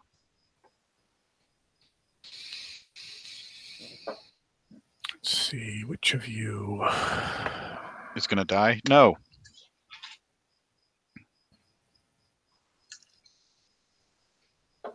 And then which of you? No, stop it. So it's Sla Nagash that pulls out that finds this large cylinder of parchment, and it's big. It's like big, like bigger than Hammy. Bigger than Hammy's head. Oh, thanks. And she opens it up, and it's scrawled with enchantments and just radiating magic. And it's a scroll of spells. Ooh. Where's Gib? Where's Gib? Oh. Let's see, we are in. I will also remind you that there is the. But all the other books, the time that those of you that care to read them, a lot of them are, these kind of spiritual rantings about the rise of the darkness and, the purifying of the earth into its true original primordial state. Many knew it was like to roast in the belly of the Slar that day. Many did. And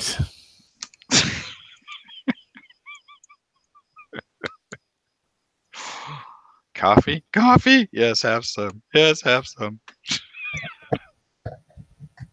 Let's see here. Yes, and the large iron chest. Right, which we're deciding not to. Can we identify? Well, and it does radiate a sort of magic, but it's not anything like what this scroll is doing. But we need to wait till we have a wizard around to identify the scroll, I assume. Well, you do have a wizard. You do have a cleric. Let's see. There it is. All right. And there it is. And Hammy, he's a man of the world. He can read. Yeah. So reading this thing. Let's see here. And is this like D&D that if you read it, it casts it and then you lose it, or can we just read the title so we have an idea? Yeah, you could. Yeah, you could try to discern an effect, and I'm just looking over a few of my. Poor Cindella, she'll be so sad she wasn't here for the scroll. Yes.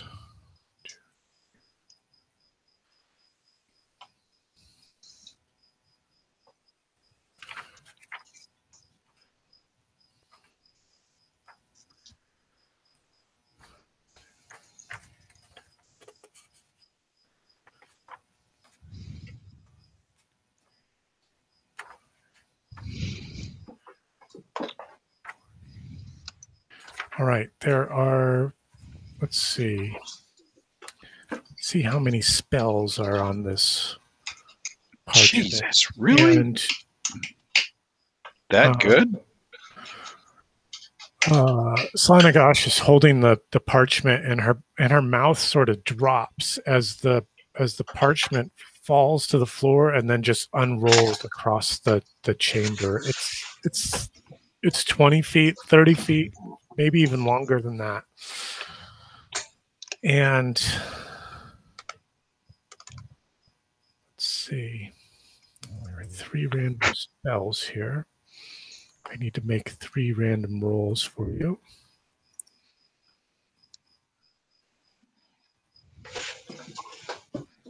Maybe we shouldn't mention this to Gib.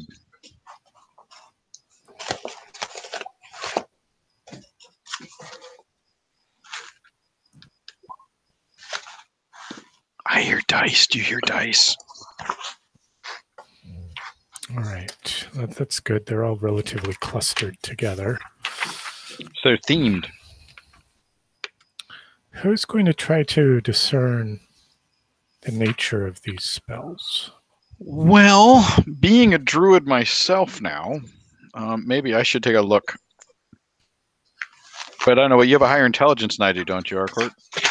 I have a 12. Yeah, actually, Arcourt is only a 12 also, I think. All right. So we're just above average. He's a 12, and Slana Shaw is... Yeah, but we're the 2 casters. She's also a 12. So I think right now our whole party has an intelligence of 12. No, Hammy's got a 16. Okay. But he's not a spellcaster. Right. Gert is going to start. He can read spells. Can he? Oh no, that's a thief ability. That's a thief. Yeah, it's not a hobbit. That's all right. Sorry. He always feels a little. He feels like he's letting folks down. Gert is going to attempt. All right. And that's what I was saying. Make an intelligence check for me. I was saying that's why. And just let me know what sort of results you get. That's why Cindella's going to be disappointed she wasn't here for the.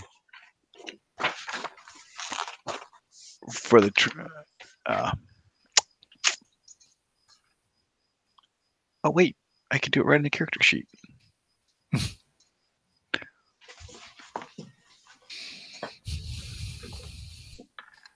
Hmm.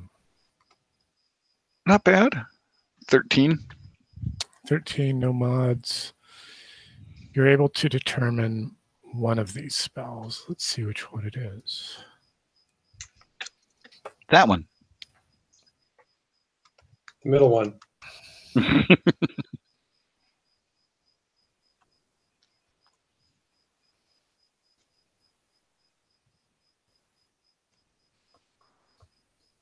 That's ominous. I'm just skimming my notes. Oh, okay. It's like, oh, I better not tell him about the Summon Cthulhu spell. This is a powerful curse that you can lay on somebody with the touch of your palm. So this is a wizard spell, right? It's not a wizard spell, no. And that there is a there's like a emblazoned title, but I can't pronounce it. I will type it, and then maybe one of the more literary of our band of merry adventurers can.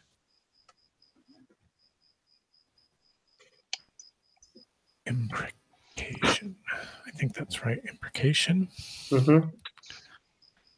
Yeah. What does it mean? What does I don't know. imprecation mean? A I'd have to spoken Google it. curse. I just did a spoken curse.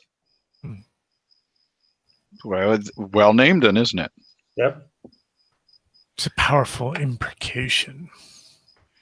So when you say it's It not a makes you wizard, shudder when your eyes, this is unholy.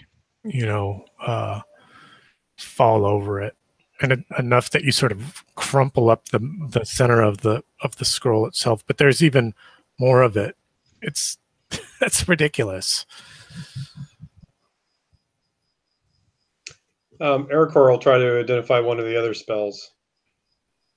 Okay.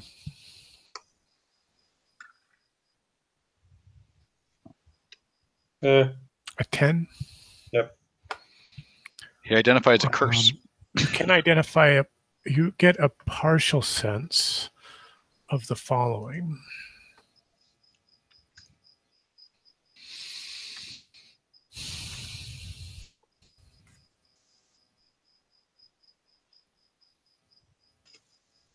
And the reason why you're able to make any sense of this at all is it has to do with the tree, a fruiting tree that bears berries. And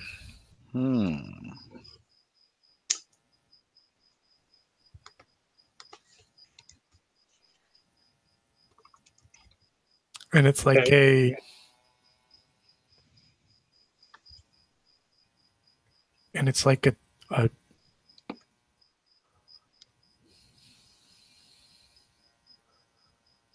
yeah, it's like a dark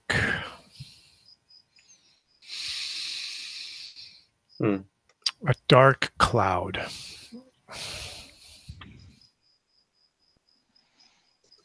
What is like a dark cloud? That's about all you can gather from this. Okay. Like something about some sort of fruiting tree with these berries that bear a dark cloud. I see. Okay.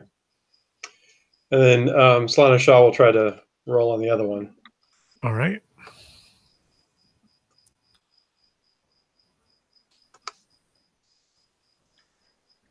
She also gets a turn. She gets. And the last one.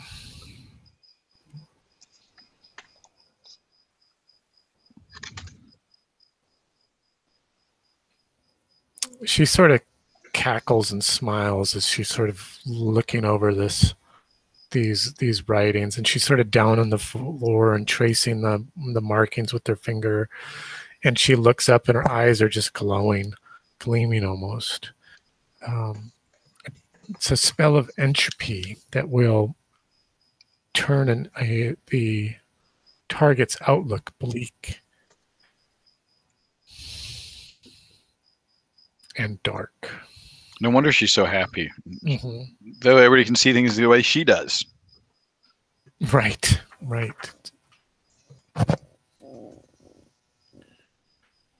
All right, so we've identified 2.5 spells. So if you have open spell slots, you could try to add these to your repertoire. Or they can obviously be read from the scroll itself. Right. Yeah, I have no open slots. Sparacor does, but I'm not sure he wants to add these. That curse is a mean one.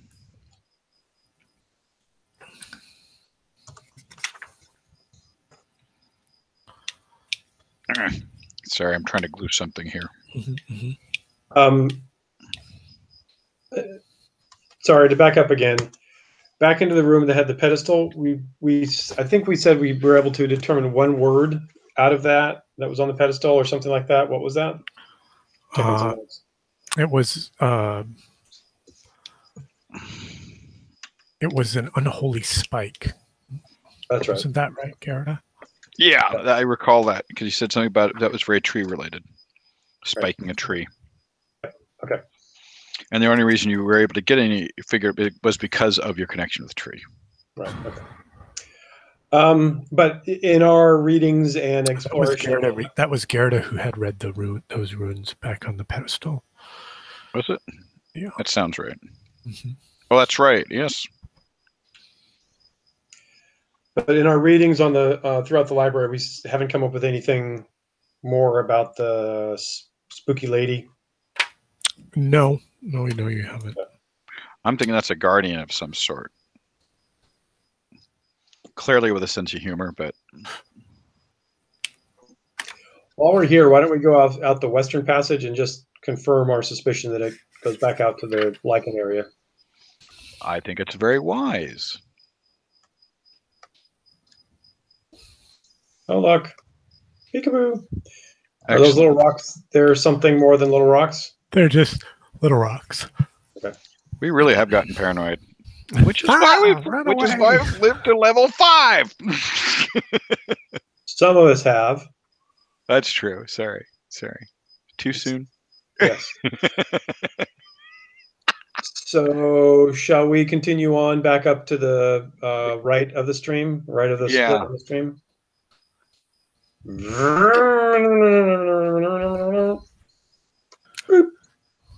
Oh, thank you. No, I want to be the car. Please, feel free. I got glue on my hands. Glue. I need lots of glue. Oh, there's some classic KTEH.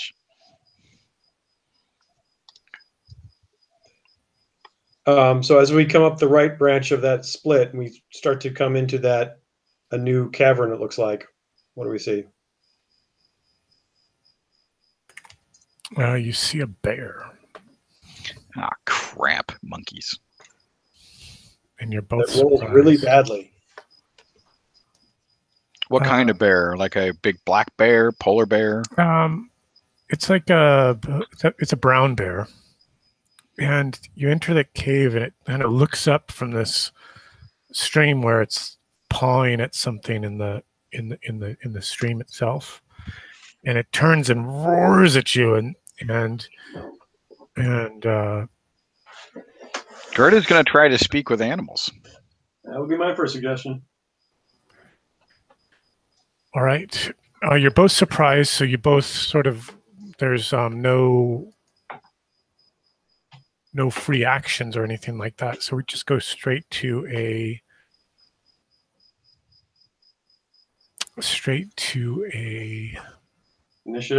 initiative roll. Does Slanisha get to add her level to her initiative roll? Since she's taking the warrior path? It's the Elven warrior path, so I don't believe they get deeds or anything like that. Correct, Nils? Right. I don't know. You wrote it. I wrote it, but it was a while ago. It's your character. Well, I'd have a Gerda has yes, she does. All right, fine. I'm going to go look at the article. No, she doesn't. Otherwise, Gerda's got a +1 to her initiative roll. Let's see. The bear is a 9. Much better than the 20 you almost rolled. Mm-hmm. I hate to have a TPK to a bunch of bears. An 11. All right. That's good enough. Here, let me set this. I'm going to try to speak to him. Calming words. All Hello, right. friend. Hello, brother bear. Hello, brother. We are not your enemy. We seek no. Well, it worked. Did you roll? Yeah, 13. So it passed. Just okay. Not wonderfully. Let's just. I'll give you a reaction check. A favorable reaction check. Let me just call up my notes about that garbage. We'll figure that out. I say Gerda's one of my favorite characters I've ever played. She's got a lot of different. She's got a lot of depth, a lot of different possibilities. Utility, right? Yeah, and she may not be awesome in combat like Horus, who's just an unstoppable machine.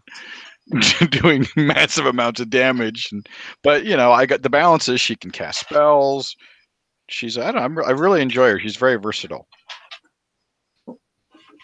and she always feels like she's on a mission. Why don't you roll 3d6 for me and drop the lowest?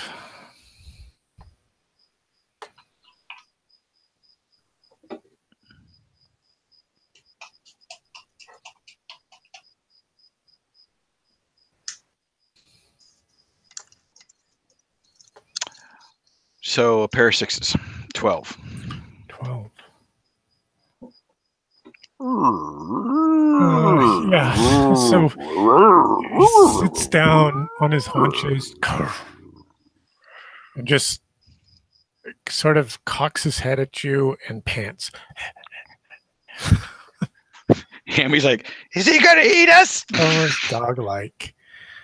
And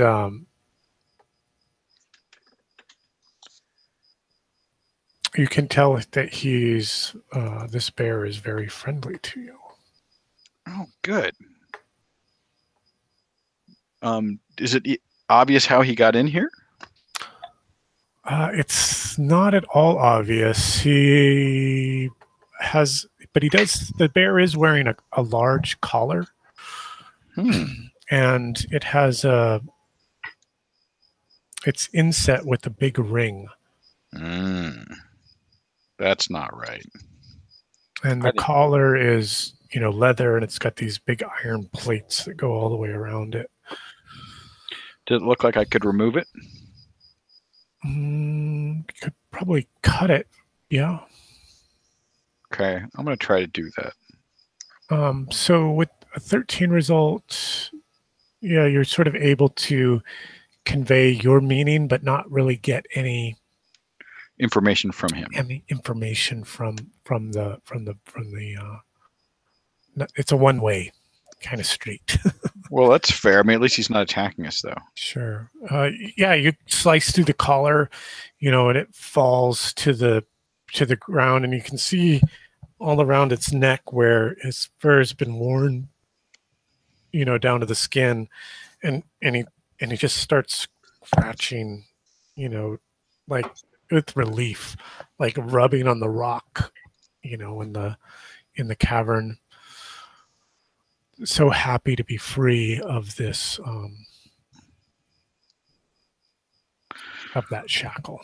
Who's a good bear? You're the good bear. You're a good bear. Well, we've made a friend. Yeah, interesting. I'll have to think more about how that applies, but yes. Well, I have a feeling he was left here as a guard of some sort. Is there? Can we search around this chamber? Well, Hammy would also search while Gerda keeps the bear entertained and, tries to communicate. Searching doesn't reveal anything here other than like this dark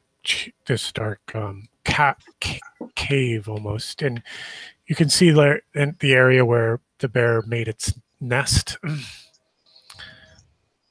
There are a few fish bones. Yeah, what was he pawing at in the stream there? Was it a fish? Maybe a fish or something. He is clearly hungry. He's fairly gaunt, as bears go. Okay, hold on. I'm going to mark off 2 rations. Okay. Okay. Yeah, I'm feeding him. He gobbles up what you have to offer without hesitation. It looks like we can't go any further in the water there. No, it sort of it sort of disappears into the rock wall, into a fallen jumble of boulders. Why would you have a guard bear in an empty cave? Well, is there a chain that seems to would have been on the ring? No, there's no chain. So it doesn't look like he was necessarily chained in here. He may have been somewhere else, or he's a pet or something.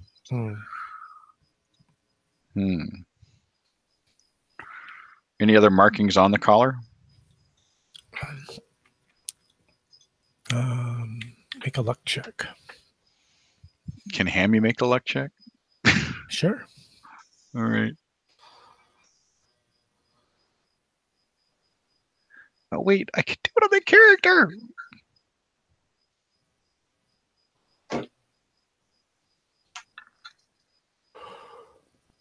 Yep, I'm currently at a 15, so it's under my luck. There are some scratches on the back of the collar that look like hash marks. I mean, like somebody's keeping score or something. That kind of hash mark. Right. Like 1, 2, 3 slash. Right. 1, 2, 3, 4 slash kind of hash marks. Gotcha. And there are a lot How of many them. are there? There are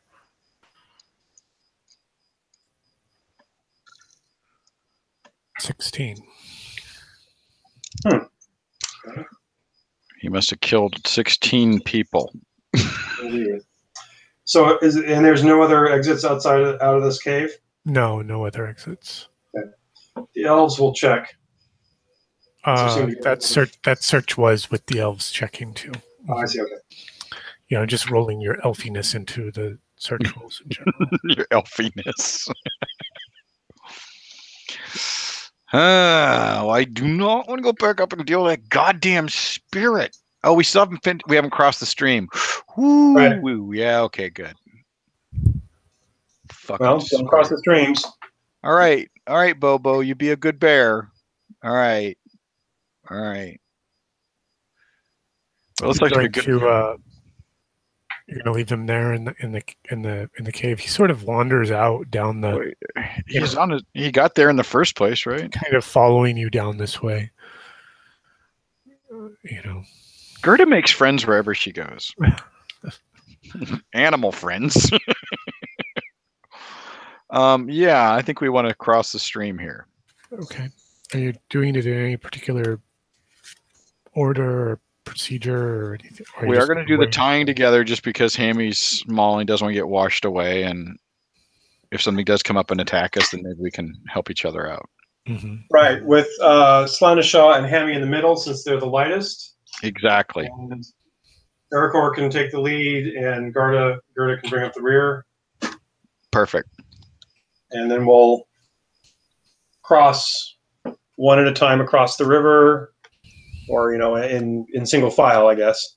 And I'm thinking we should probably cross like about here, because I'm thinking that once it goes into that tunnel, it's going to speed up a bit. Okay. So looking for a slower. Right. An easier crossing point. Yeah. Slower, smoother, easier crossing point. Sure. And you get across without too much difficulty. It's the creek in this area that you've crossed is fairly shallow, maybe 2, maybe 3 feet. I guess it goes up to Hammy's chest. Yeah, all the more reason for the ropes. Okay. And I've just marked your crossing point here. Okay, great. To come across to the far side, let me come back into this. Where everything is safe and friendly. Right, where the with this grove of mushrooms, the really tall mushrooms. Some of them are 10 feet, and the stone altar off to the east there. What do you want to do? What will you do? Stay away from the mushrooms. Okay. It's kind of hard at this point. So now that we're closer, since we're like 10 to 20 feet away from the altar, do we see anything more? Sure. You can tell that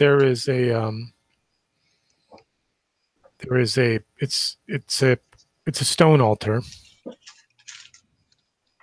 obviously wrought by man, and there's a big bas relief on the surface of the altar. Big amorphous head with a beak and tentacles sprouting from it. God, freaking Cthulhu.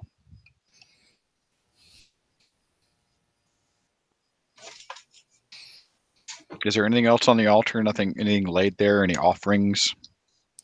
No, you don't see any such things. The bear is like pacing the far side of where you cross the stream. It doesn't want to come over. Okay. Here, it's sort of over here. It's probably a good sign that we don't want to be over here. I should just get a bear token. I bet you have one. I think I probably painted a bear last week.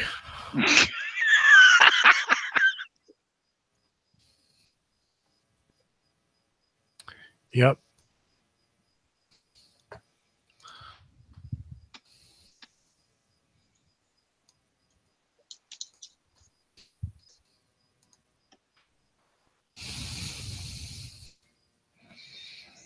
Well, Nils, how close do we want to get to the altar? Not very. I think that at this point, and I'm not sure if it's going to give us anything, but at this point, I think now that we're across the creek, we should probably try to skirt the creek southwest and then explore the area to the south and the south side that we've not seen before we do anything more.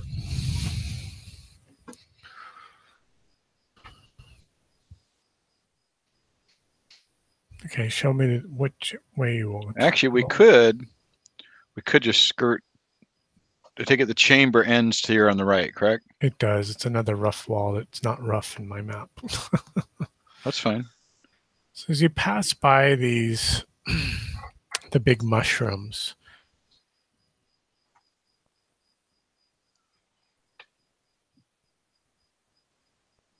you can see that the bark itself, the trunk of the mushrooms have been like scored, like a big claw scored them. Not a bear claw. More like a dragon claw, maybe? And you can see from these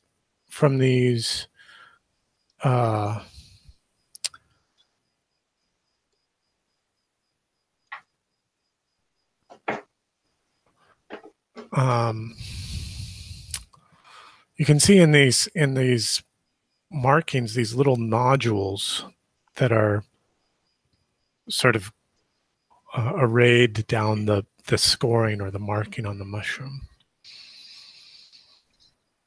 So, okay, the scoring, the slashing marks, there appears to be like little pustule nodules along them. Yeah, these little nodules that sort of burst, that sort of, like those,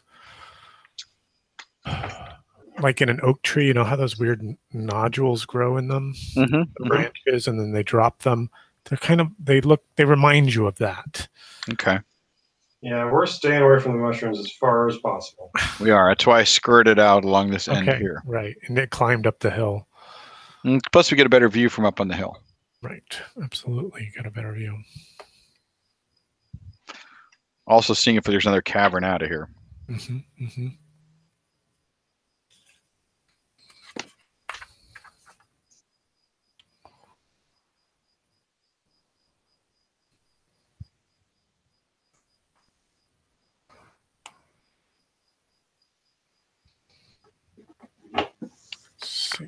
Looks like a cavern down there to the south of us, Nils. Yeah. Mm-hmm. Here, you can see in front of this cavern, you can see a stone circle inlaid in the earth.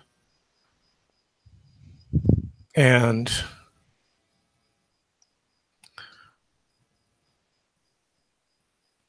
it's just before this very narrow crevice that a person might be able to squeeze their way through.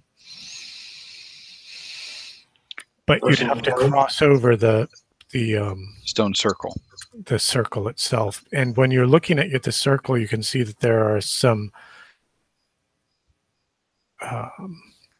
runic markings on them.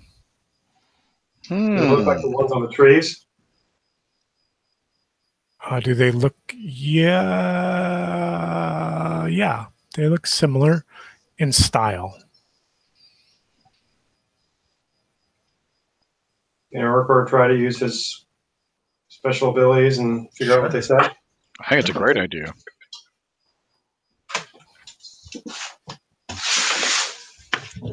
Because knowing is half the battle.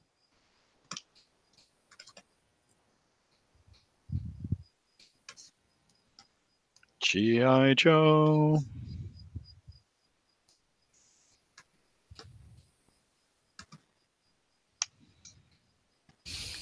Hey, can we name the bear Winnie? Absolutely. I'm such a geek. I'm so looking forward to the Christopher Robin movie. Well, that's a very good result, Nils. Yep. Yeah, kick ass. Yeah, these runes are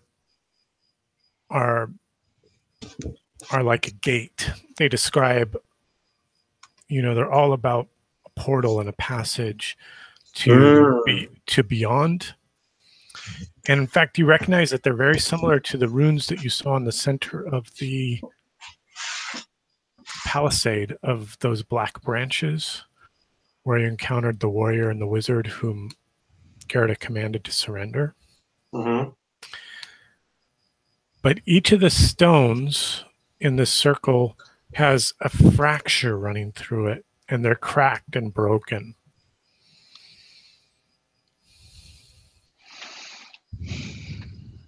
And you can see footsteps leading off from the circle down towards the pond.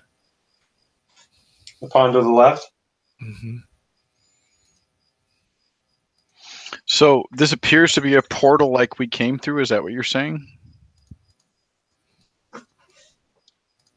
Yeah, it's obviously some kind of...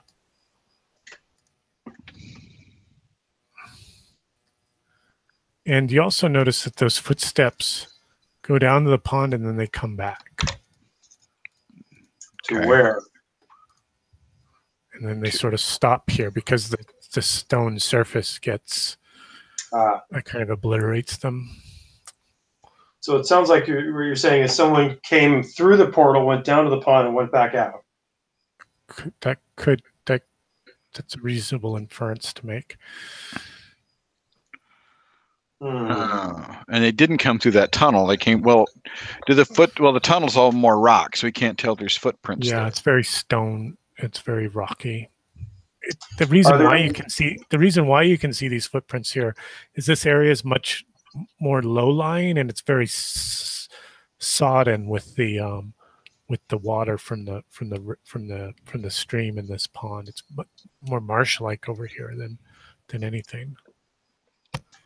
Are there any loose rocks around on the ground? A few, maybe. Sure. I'm going to pick one up and standing about 10 feet away from the stone circle, throw it over the stone circle into the passage beyond. Okay, it bangs off of the cavern wall. Okay. Doesn't go too far.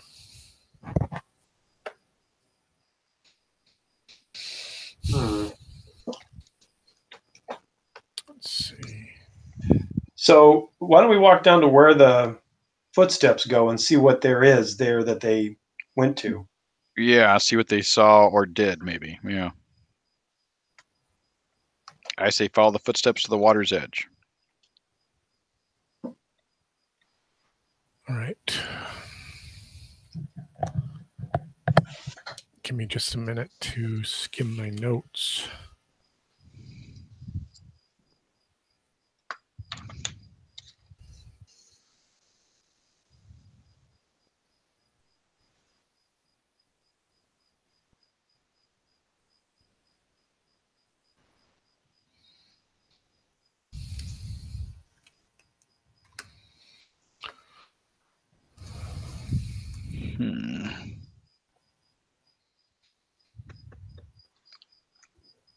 All right.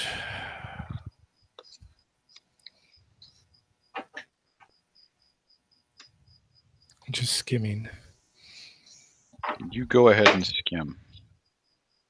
Accessing. Stay on target.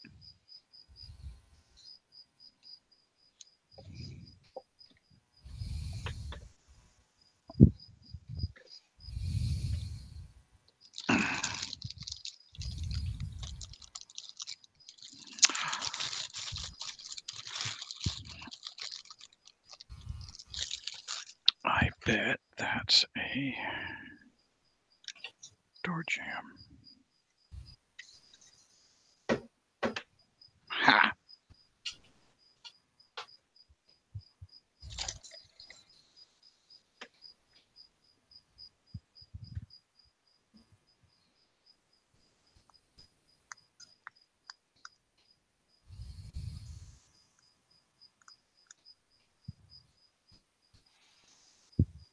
I've gotten to the point where it says if these players come here, kill them. Mm-hmm. I was just at that part. Great. We'll wait for next week. Okay,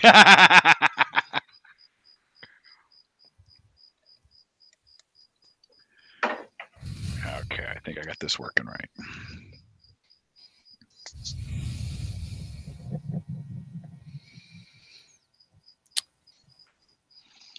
Okay.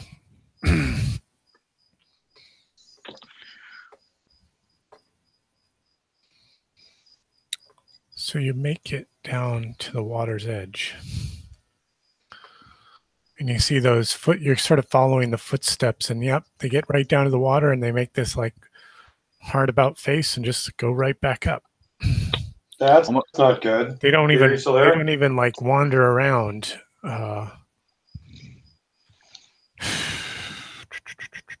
So maybe they threw something in the water. Yeah. You can see the edge of the water here is slightly darker. And it's lots of algae kind of in this pond. The bank's pretty steep as it kind of goes down towards the water's edge. Did you lose me, Nils? Nope. Did we lose Nils? Looks like we lost Nils. Wait for him. We will. I don't want to die alone. I don't want to die alone. He's still in the hangout. He's still in the hangout. That's weird because he's not on roll 20, but we can't hear him in the hangout. Yeah, he probably dropped from the hangout too. Wait, that gives me some more time to look this stupid thing up. That's fine. Oops, different book. No reason to rush killing us. I'll wait patiently.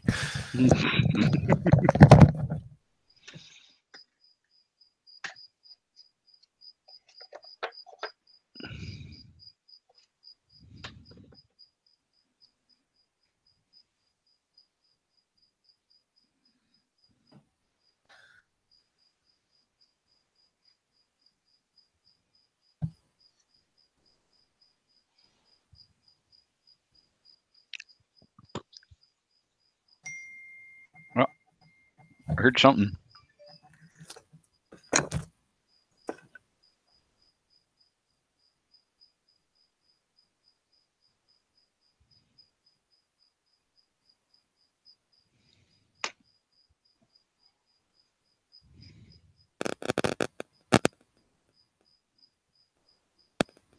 Is that you crackling?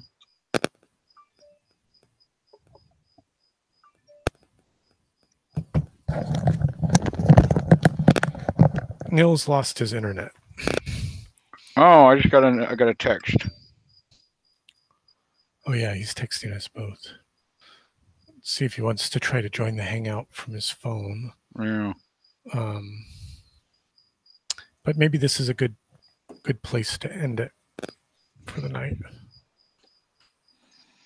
There might be a sign from the gods that we don't want to go too close to the water.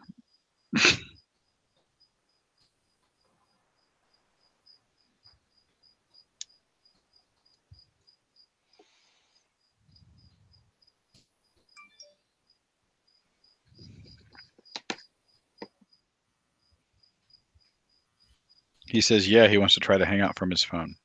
Okay. Figure out how to get the link to my phone. This might be a good point to wrap up. Oh, I'm reading your text. Hang on. Let's get Nils back on this. Yeah. On this merry-go-round.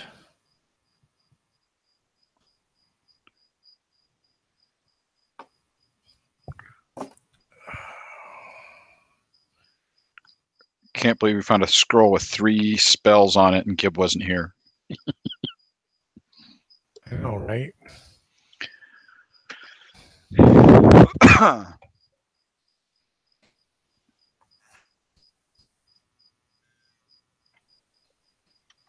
Hello? Hey. Hey, I hear Nils. Yep. Did you make it on your phone or on your computer? Yeah, it's on my phone. Oh, I was just about to send you the link. Cool beans. How'd you pick up the link? I don't know. I just opened my Hangouts, and I guess because and you were in a call earlier. Your ID, your Google ID, was in a call earlier. Right.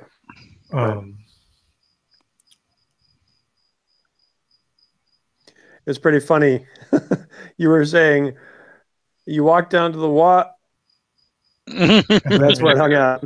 And then you're like, wait, you just froze, and then you dropped from the Roll20 session. Well, right, and then so like I thought it sounded like whatever was in the water got you. Right.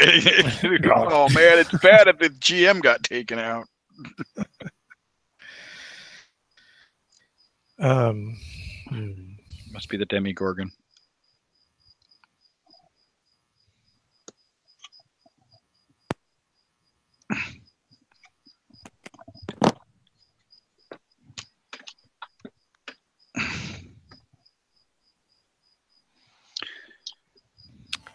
All right. What? So we walked. Hammy, make a luck check. Better him than Gerda. That's all I have to say.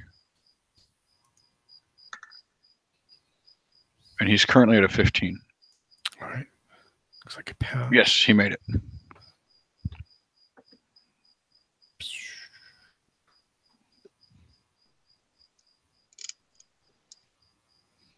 Yeah, because I actually rolled a 3, not a 5. No, I don't have a handout for this. All right. What? No handout. No handout. How about a hand up?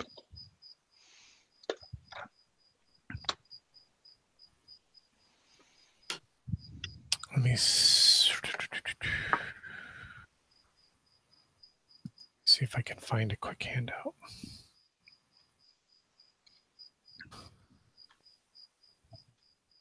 Well, I'm not going to be able to see it. Well, there we go. Okay, I'll just view. I'll just put the link in the Hangout. Well, but no, go ahead and share it. Like put it on my screen because my screen's sharing, right? Yeah. Yep. I'll just watch it sharing screen. I can share.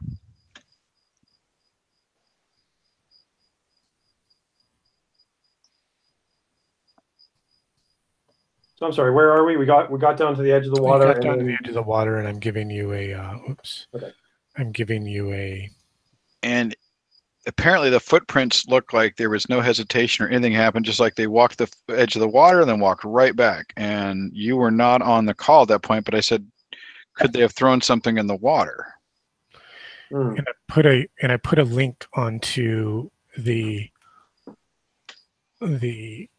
chat of the Google Hangout that you should be able to follow and see, and a representation of this large aquatic beast that Hammy sees swimming, and it breaks the surface, and its tentacles sort of rope out from the pool, and it diffusing this black oily film from across the top of the pool.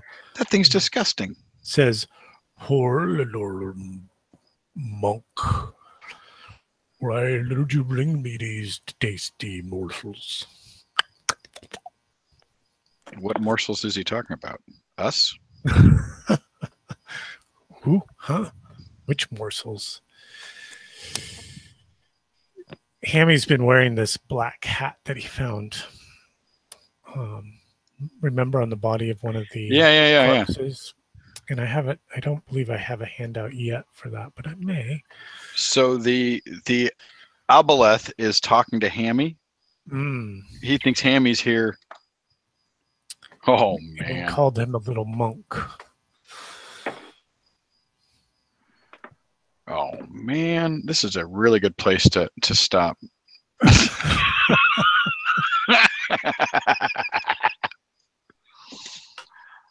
Guys, we got a problem.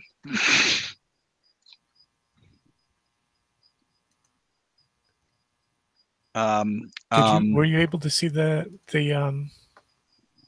handout or the image, Nils? Well, it's a link. You got to click on the link. Yeah, I'm not seeing anything yet, so that's fine. I can. It's in chat in Google Hangouts. Yeah, for some reason I can't figure out how to get to chat on my phone. So. Gotcha.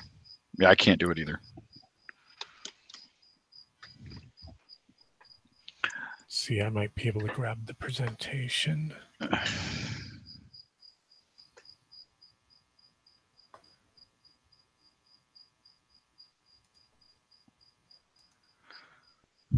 Of all the evil, ancient subterranean races of the D&D Rogues Gallery, I've always fancied the Aboleth, the most imaginative. They seem to have drawn some inspiration from agnathons or jawless fish, even borrowing the instant slime production of modern hagfish. You're reading the whole thing.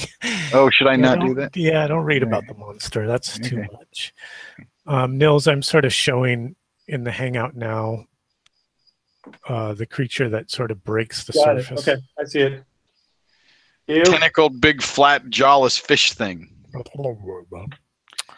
And for some reason, because the hat, it thinks Hammy is one of these evil monks.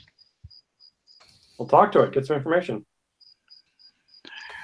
We're no morsels, no sacrifice here. We're just following up, just making sure everything's been done right. Told you not to go near the water. He smashes his tentacle down on the muddy banks, but I've already defeated one of your many enemies. Defeated who? Those terrible, terrible eyes that have been slaying all your kin. I hate them. I hate all creatures that walk the earth. Except for you, little monk. That's good. Yeah, and I like you too. I do. Crap. The eyes. Where were the eyes? Were they here in the cavern? I was not able to drive them away when they came upon this place. For I was slumbering deep in my pool. Okay, so it sounds to me, guys, like whoever came out of this summoned this thing. Because he didn't get eaten by this thing because his footprints go back to the portal. So do you guys think this thing was summoned here, or it's naturally here? I don't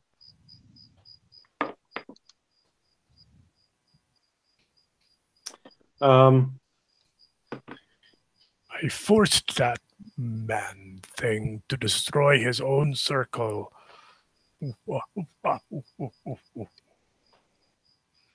Fell under my power. And then he expired. Is he referring to the circle over here on the map? So. He made him destroy that circle. And then he ate the guy. That sounds like it. Crap. Any ideas, Nils?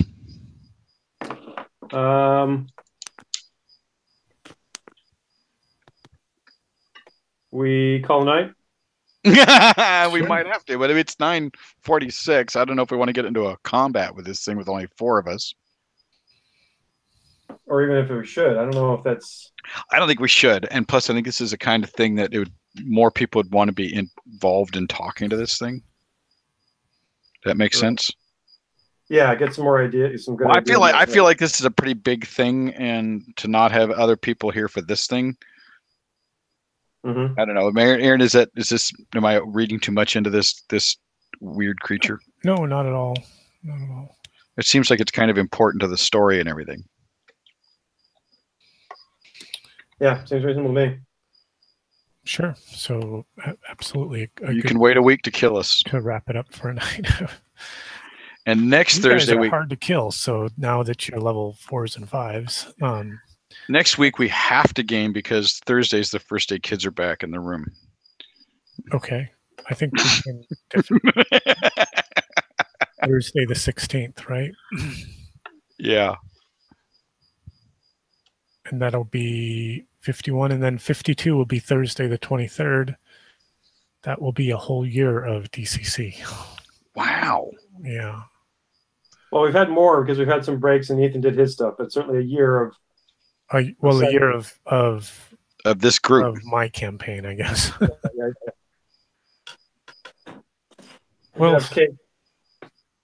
Well, fun times tonight, guys. How about any hits or misses? Well, want to start first, or how about you, Peter? You've got ideas. Sounds well, but it's my only miss is really that it was such a small group because we have such an entertaining group. It's sad when there's not everybody there. Wow, no major combat, but a big hit. I feel like we've actually found some stuff out. I feel like we've done some good exploring. You have absolutely done quite a bit of exploring, yeah.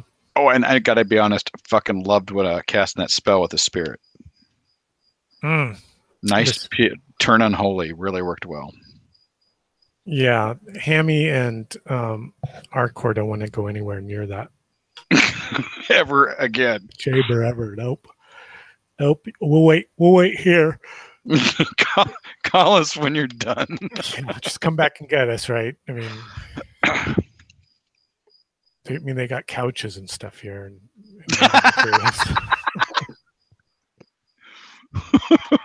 Seems like a reasonable decision. How about for you, Nils? Any hits or misses?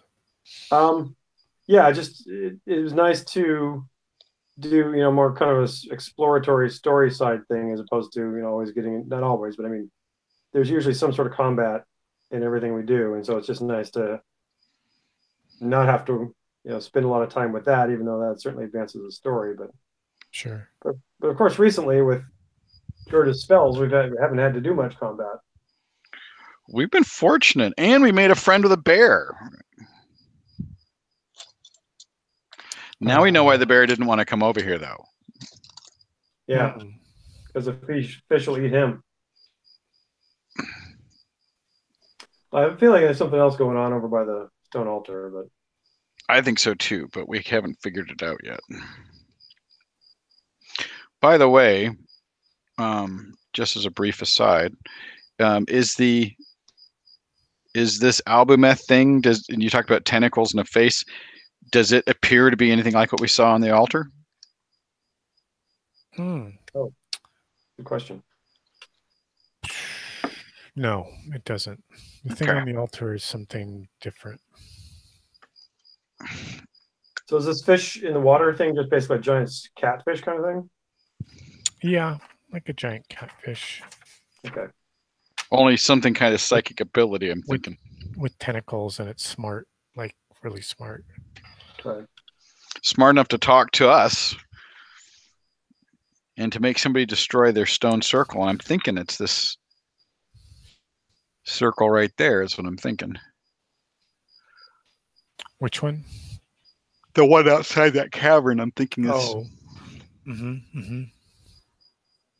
Which I guess I didn't understand. If it sounded like he was talking to you as if you were one of the bad guys, or we consider bad guys, but he made whoever came through the stone circle destroy it and kill himself or eat him or something like that. So it sounds like he would have been. But he does. He's not one of who he's mistaking Hammy for. I think that was someone else. See, I think someone came in here, and it seems to me this is like a holy place or a sacred grove kind of thing.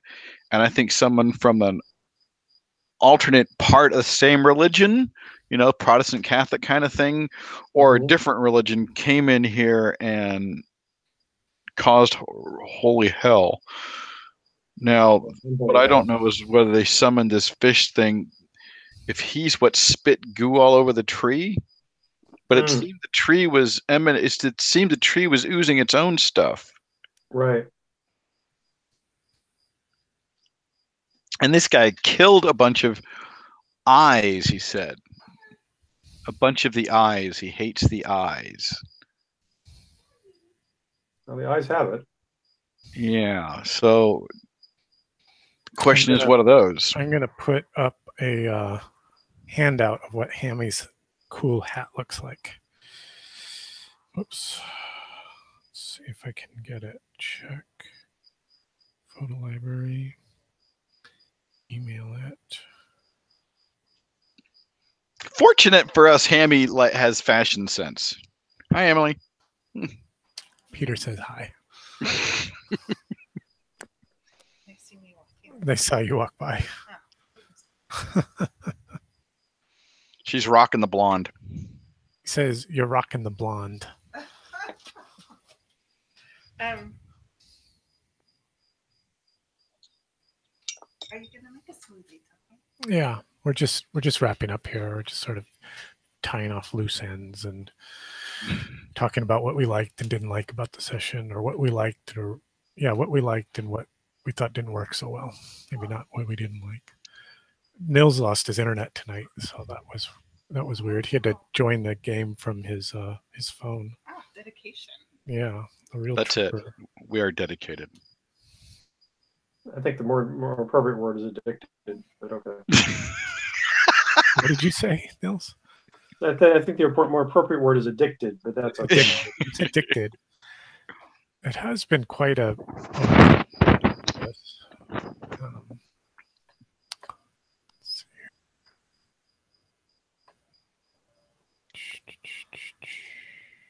Yeah, I think the last time I had a character that had really developed this much and gone this far in a game was probably Sullins' roleplay, fantasy roleplay.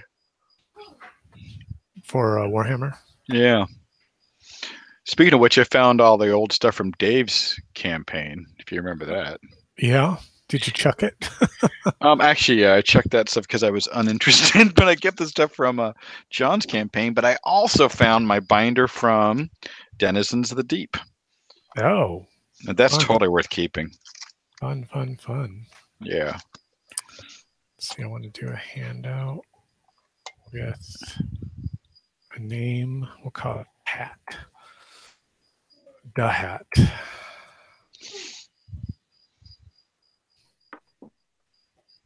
Now, is this in Roll20? Yeah, it will be. I guess we'll have to. Hat. French chapeau. Spanish, it's El Gato and a sombrero.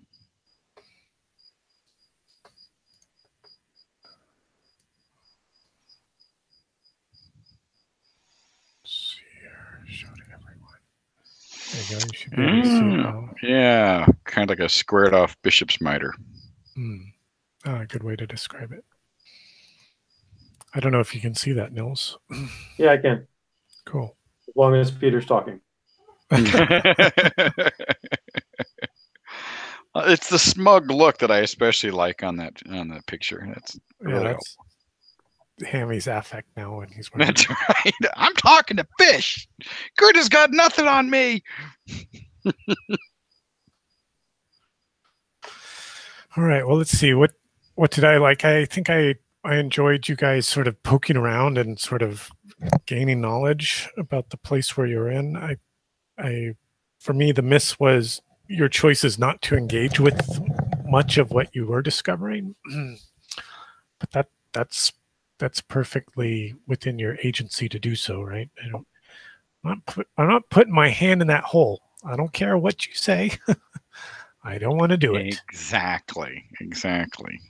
Well, and with only two of us, it seemed more intelligent to see what we're dealing with before we actually go face to face. Okay. Yeah, I could see that. Though I think with just the two of you, the group was a little more manageable too. Yeah, true. Very true. It was a little easier. I got a chance to engage with the two of you way more than's normal, in a that's actually 4, 5 or 6 player game, right? I noticed that too, that it was much more engaging because it had to be. Right. And I think was the experience that I had when you ran your 2-player session, Nils, the other weekend. Yeah. I don't think there's anything. I thought it worked out fine, so I'm happy that my your quorum of 3 works. My quorum of 2 is sufficient. GM plus 2. All right. Well, cool. I guess we'll pick it up next week. All right, my friends. We'll talk to you soon. Sounds good. Bye. Have fun and play. Bye-bye.